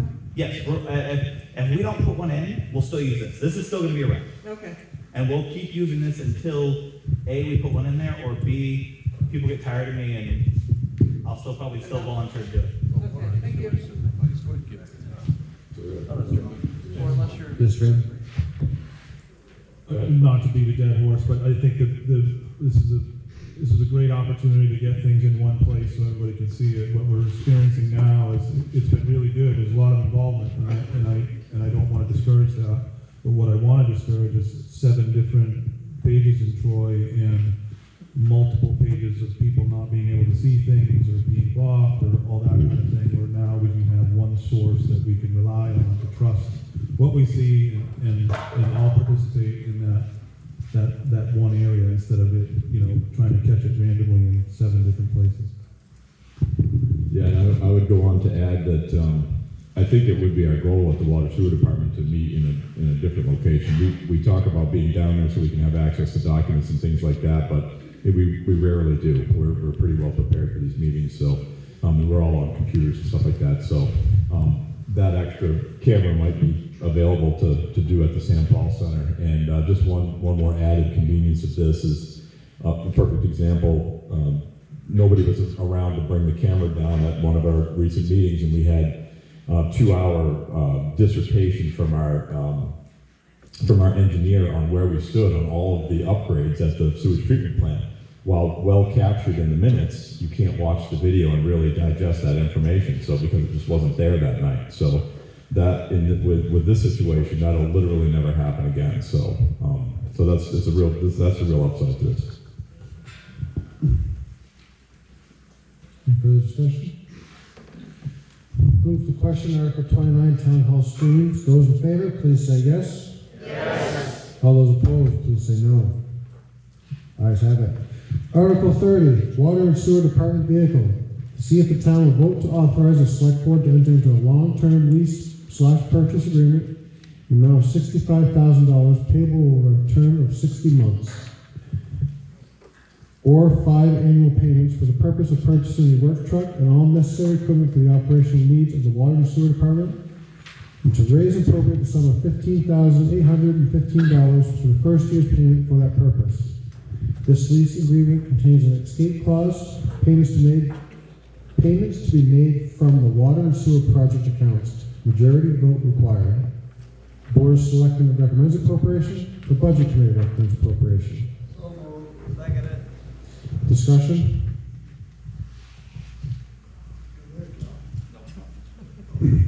All those in favor of Article 30, please say yes. Yes. All those opposed, please say no. Article passes. Article 31. Yes, John? I'd like to make a motion to move Article 38. Article 38, Highway Department and Transfer Station Lawnmower. To see if the town will vote to raise and appropriate the sum of $13,000 for the purchase of purchasing a new zero-turn lawnmower for the Highway Department and Transfer Station. To see if the town will vote to authorize withdrawal of $6,500 from the Highway Department Equipment Capital Reserve Fund and $6,500 from the Transfer Station Recycling Center Equipment Special Revenue Fund. Majority vote required. The Board of Selectmen recommends appropriation. The Budget Committee recommends appropriation. So moved. Seconded. Any discussion on Article 38?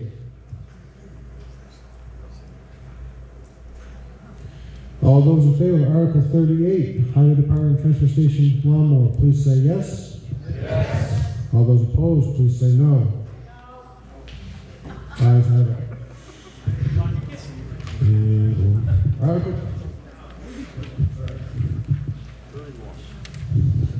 Article 31, Fire Hydrants. To see if the town will vote to raise and appropriate the sum of $35,000 for the purpose of replacing 5 fire hydrants within the Water District. Funds to be raised by general taxation. Majority vote required. The Board of Selectmen recommends appropriation. The Budget Committee recommends appropriation. Any discussion? All those in favor of Article 31, please say yes. Yes. All those opposed, please say no. Ayes have it. Article 32, Fire Department Garage Bay Doors. To see if the town will vote to raise and appropriate the sum of $22,000 for the purchase of 3 new garage doors at the Troy Fire Department and to authorize a withdrawal of the same from the Town Buildings Maintenance Expendable Trust Fund. Majority vote required. The Board of Selectmen recommends appropriation. The Budget Committee recommends appropriation. So moved. Seconded. Any discussion on Article 32? All those in favor, Article 32, Fire Department Garage Bay Doors, please say yes. Yes. All those opposed, please say no. Ayes have it. Article 33, Library Sprinkler System. To see if the town will vote to raise and appropriate the sum of $7,000 to repair and replace the sprinkler system components as needed within the Gay Kimball Library and to authorize withdrawal of the same from the town buildings and repair expendable trust fund. Majority vote required. The Board of Selectmen recommends appropriation. The Budget Committee recommends appropriation. So moved. Seconded. Any discussion on Article 33?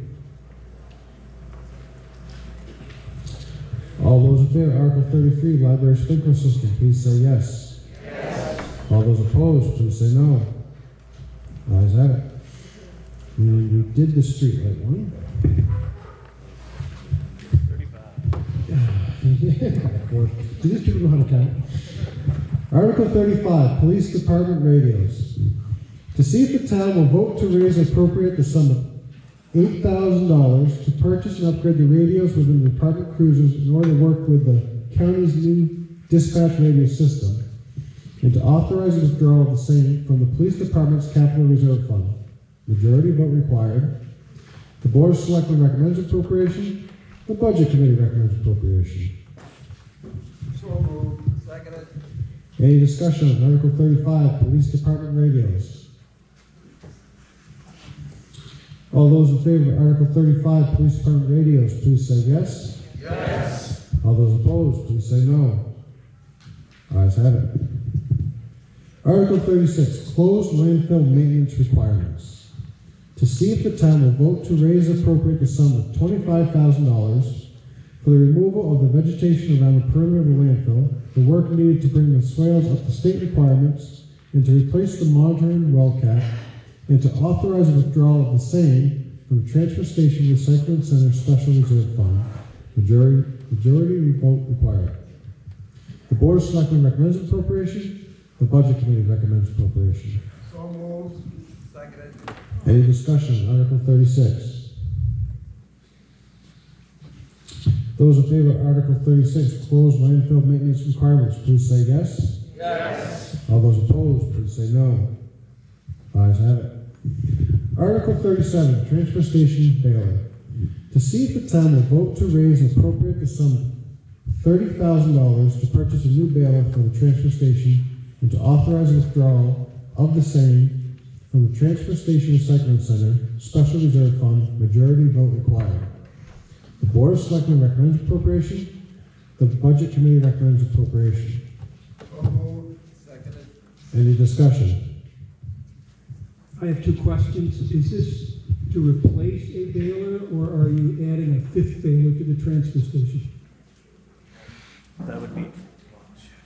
Sorry, that's not the answer. So it would be adding a baler. So we recently had one of the balers go down, and we couldn't bail some of the stuff. This is just to add another one in there. I'd say John would be the best person to explain it to you. So, are you planning on using it, or is it just going to sit there as a backup? It'll get used For what? to bail product that gets dropped off. Oh, Boxes. what product? I do not have that information. Well, you're currently bailing things that have significant value, but when you get beyond bailing those four items, a lot of the rest of them have a very low value. For example, color number 2 plastic, basically you would get a revenue of about $180 per year. So is that really worth spending $30,000 to capture $186,000 a year? I work as the supervisor of the Greenfield transfer station, so I'm very, very familiar with these numbers. And if you're going to have a backup or something, I mean, it seems like nobody here knows what they're going to be bailing and what the value of that is. And I also want to say that these bailers are simple, they're incredibly rugged, and they're generally easily repairable. So if you need a backup, then maybe look into a used one. They're out there, and they used to be around $5,000 to $6,000. Maybe with inflation, they're up to $12,000. But $30,000 for a baler for products that don't have a lot of value seems not appropriate. So the plan with this would be to do aluminum cans, but mind you that there has been a change of supervision on now overseeing it and learning on the job, new staff of people supervising the actual transfer station. So at some point we might tap into your wisdom and ask for your help. But in a recent discussion with the supervisor, he mentioned potentially looking into a used baler. So this isn't set in stone. We're not going to try to find a reason to go spend $30,000 on a brand new one. If he has a justifiable case of a used one, we'll definitely go down that road. I know the one we just had repaired was like $3,500 alone just to get fixed. So we're open to options. It's not going to necessarily tie us into buying a brand new one. But.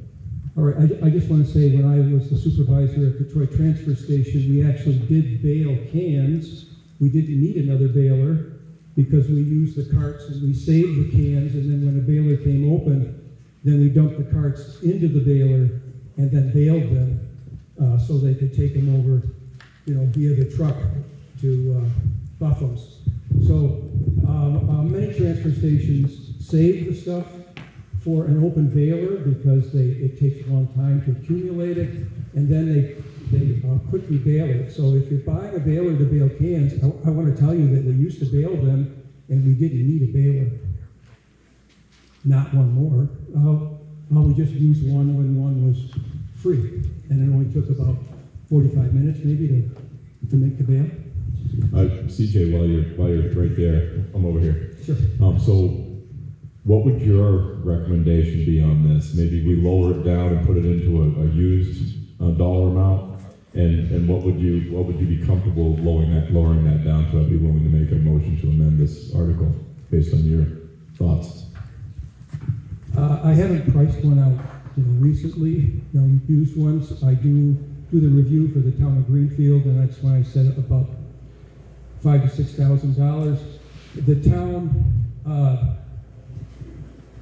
didn't really purchase one. They were renting one, but they thought it was a buyout. I discovered we've been leasing it for $175 a month for about 8 years. So I called the company and I said, let's get a buyout. And they said, look, you paid $12,000 for it in rent payments, so why don't we just say it's yours?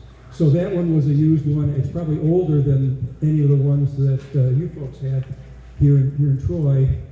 It was a reconditioned one from McGuire Equipment, and it's working fine. So my suggestion is if you're going to go that route, check with McGuire Equipment. They specialize in this. But I would say to do cans, you can accumulate the cans in the carts, and then when a particular baler, usually the cardboard one, as I recall, because that's a frequent turnover, we would just dump the carts in there, and it takes, I think, about 9 carts, and we would make a bale. So are your thoughts not to support this article and come up with a better process at the transfer station, or is it to lower this down and try to buy something used? I mean, could we cut this in half and satisfy the potential of used? That'll give them the dollar amount to work with between now and next year to do something with this, or do we want to just skip this entirely? I would say that you should skip it. If I hear of a very inexpensive baler that works, maybe you could have one that just sit there, but the value of these products, I think, when they take the cans, the baled cans, I mean, they're only getting like $30 or $40. So you don't want to spend a lot of money on a low-grade product, or you want to maximize the machinery that you have.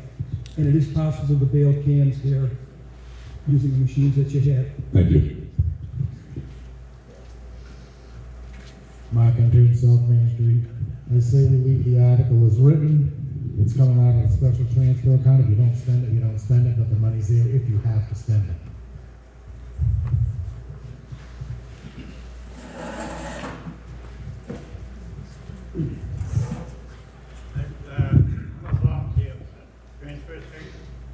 dump them cans right into the open container. Right by it. All of them, cans were one bale, and that we bail them up. Can't hear a word you're saying. What we do is we bail the aluminum cans, and we throw the metal, steel tin,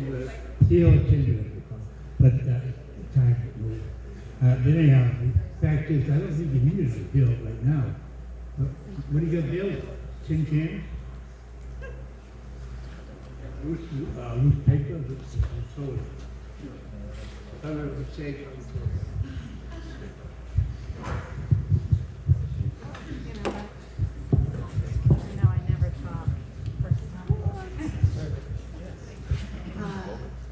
Jamie Hummel, South Street.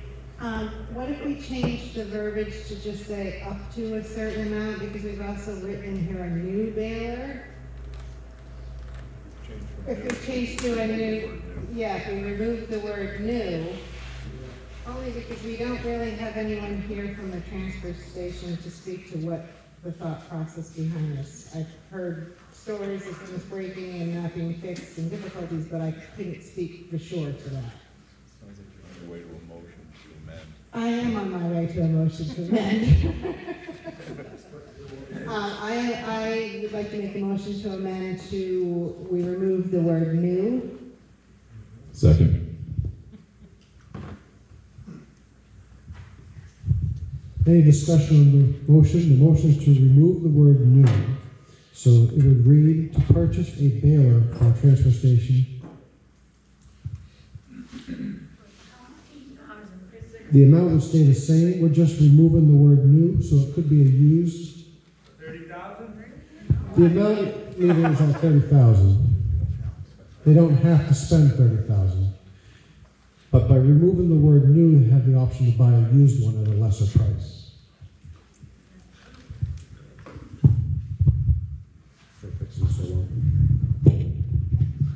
Any further discussion on the motion to remove the word new in front of baler?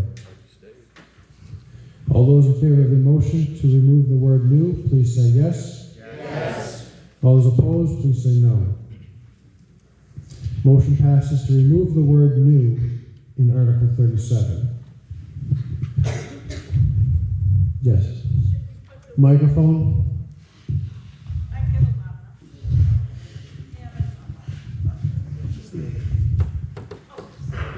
We might hear what people on video cannot, but not on the microphone. Deborah Wilson, should you put the word up to $30,000? No. Or just leave it 30,000?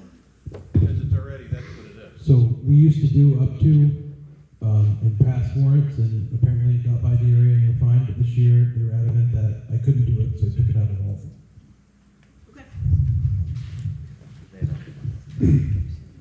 Any further discussion on Article 37, Transfer Station Baler? All those in favor of Article 37, Transfer Station Baler, please say yes. Yes. All those opposed to Article 37, please say no. No. Ayes have it. And skip to, we did 38. Article 39, Modify Elderly Exceptions. Shall the town modify the provision of RSA 72:39-A for elderly exemption from property tax in the town of Troy, based on assessed value for qualified taxpayers to be as follows. For a person 65 years of age up to 74, $30,000. For a person 75 years of age up to 79 years, $60,000. For a person 80 years of age or older, $120,000. To qualify, the person must have been a New Hampshire resident for at least 3 consecutive years, own the real estate individually or jointly, or if the real estate is owned by such person's spouse, they must have been married to each other for at least 5 consecutive years. In addition, the taxpayer must have a net income of not more than $30,000, or if married, a combined net income of less than $45,000, and own net assets not in excess of $80,000, excluding the value of the person's residence. Majority vote required. The Board of Selectmen recommends this article. So moved. Seconded. Any discussion on Article 39? Read it again.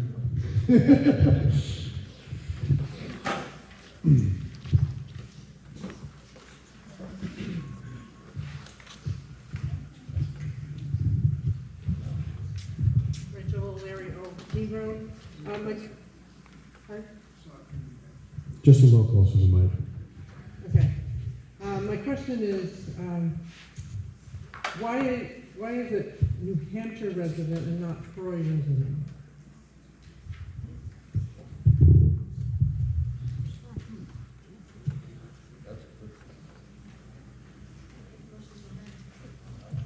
Okay, I'll make a motion to amend to Troy resident instead of New Hampshire. Second. I'll second. There's a motion to add Troy resident. So it'd be Troy, New Hampshire resident, is what you're saying? Yes. There's a second? Hold on, before you vote on it. Sorry. So, as I understand this, this is to match with the state of New Hampshire with RSA 72:39A. You have to live in New Hampshire before you can get this exemption, not just Troy. It's a state law. The numbers are what the selectmen sat down and compared to other towns. We're kind of like right in the middle with everyone else. You can't get an exemption. Right. You You can't get an exemption if you don't live in the town of Troy. It's literally town specific for each town. And each town has different numbers and stuff. But it still meets the state's requirement under the RSA.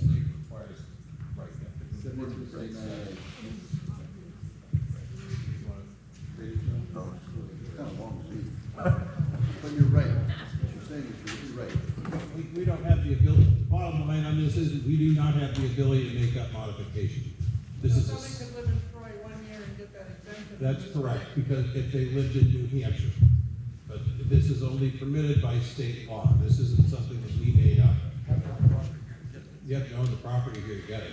So you have to have been a New Hampshire resident. Lisa Stedman, High Street. Can you share what the thresholds were before? We have never previously adopted this. Oh, we did? It says modify, so. So the current, state puts out a list, and the most recent one we have is 2023, and we haven't touched it since then, so we don't have 2024 yet, but 65 to 74 is currently 12,000, 75 to 79 is currently 25,000, 80 plus is currently 50,000. The single income limit is currently 13,400, married income 20,400, single asset 40,000, and married asset 40,000. Hasn't looked at any of these. They haven't adjusted a lot of them in a while. This one was supposed to be on last year's warrant, just for whatever reason didn't make it. So we're basically updating the numbers with inflation and the cost of living going through the roof to try to help out more folks that would qualify. Do we have an idea of the tax impact? I mean, it really depends year to year who applies or members who apply. But yeah, I mean, we can, like right now, there's a notice on the door about veterans applying. You know, we can put out a notice every year for folks to apply, but we don't know who's going to apply right now.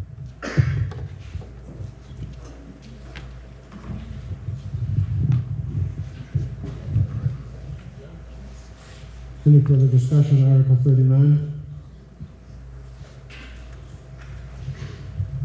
All those in favor of Article 39, modify elderly exemptions, please say yes. Yes. All those opposed? Ayes have it. Article 40, modify surviving spouse credit. Shall the town modify the surviving spouse credit in accordance with RSA 72:29-A for a tax credit of $1,800 per year to $2,000? Majority vote required. The Board of Selectmen recommends this article. Any discussion on Article 40?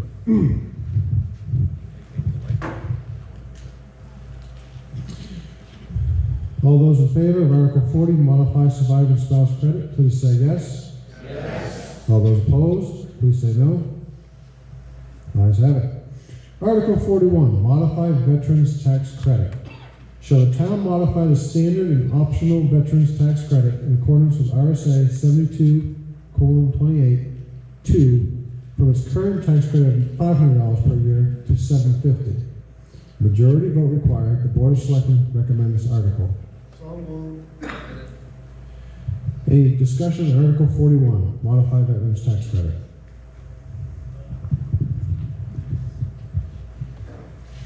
Gary Phelps. I'm in favor of this, but I'm also noticing that Article 42 calls combat veteran, and only 500. Now, is that on top of the 750? No. Is it on top of it? Okay, that's what I wanted to know. Thank you. Since we're looking at both of these articles, they really should be considered together. You can't get both. You get one or the other. The veterans tax credit is for somebody who served in the armed forces, honorably discharged, lives in Troy now, might have been 50 years ago, like some of us. The combat veteran, Article 42, is for a member of the reserve component, the National Guard, Army Reserve, whatever, who gets activated temporarily, deployed somewhere, and comes home. During the year that they are deployed, they would be eligible for this one-time tax credit of $500. But you can't get both. You get one or the other or neither.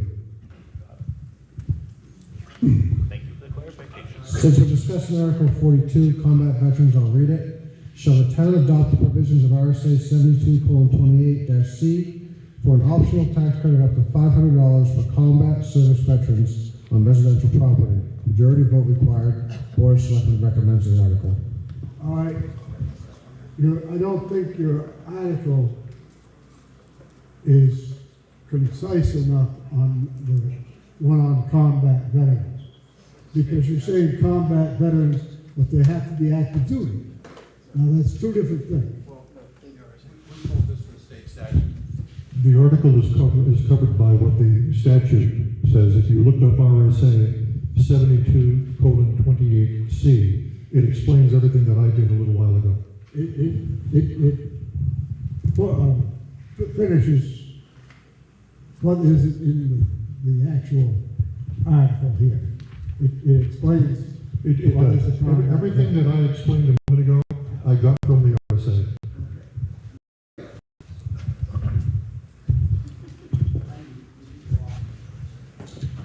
Any further discussion on Article 41?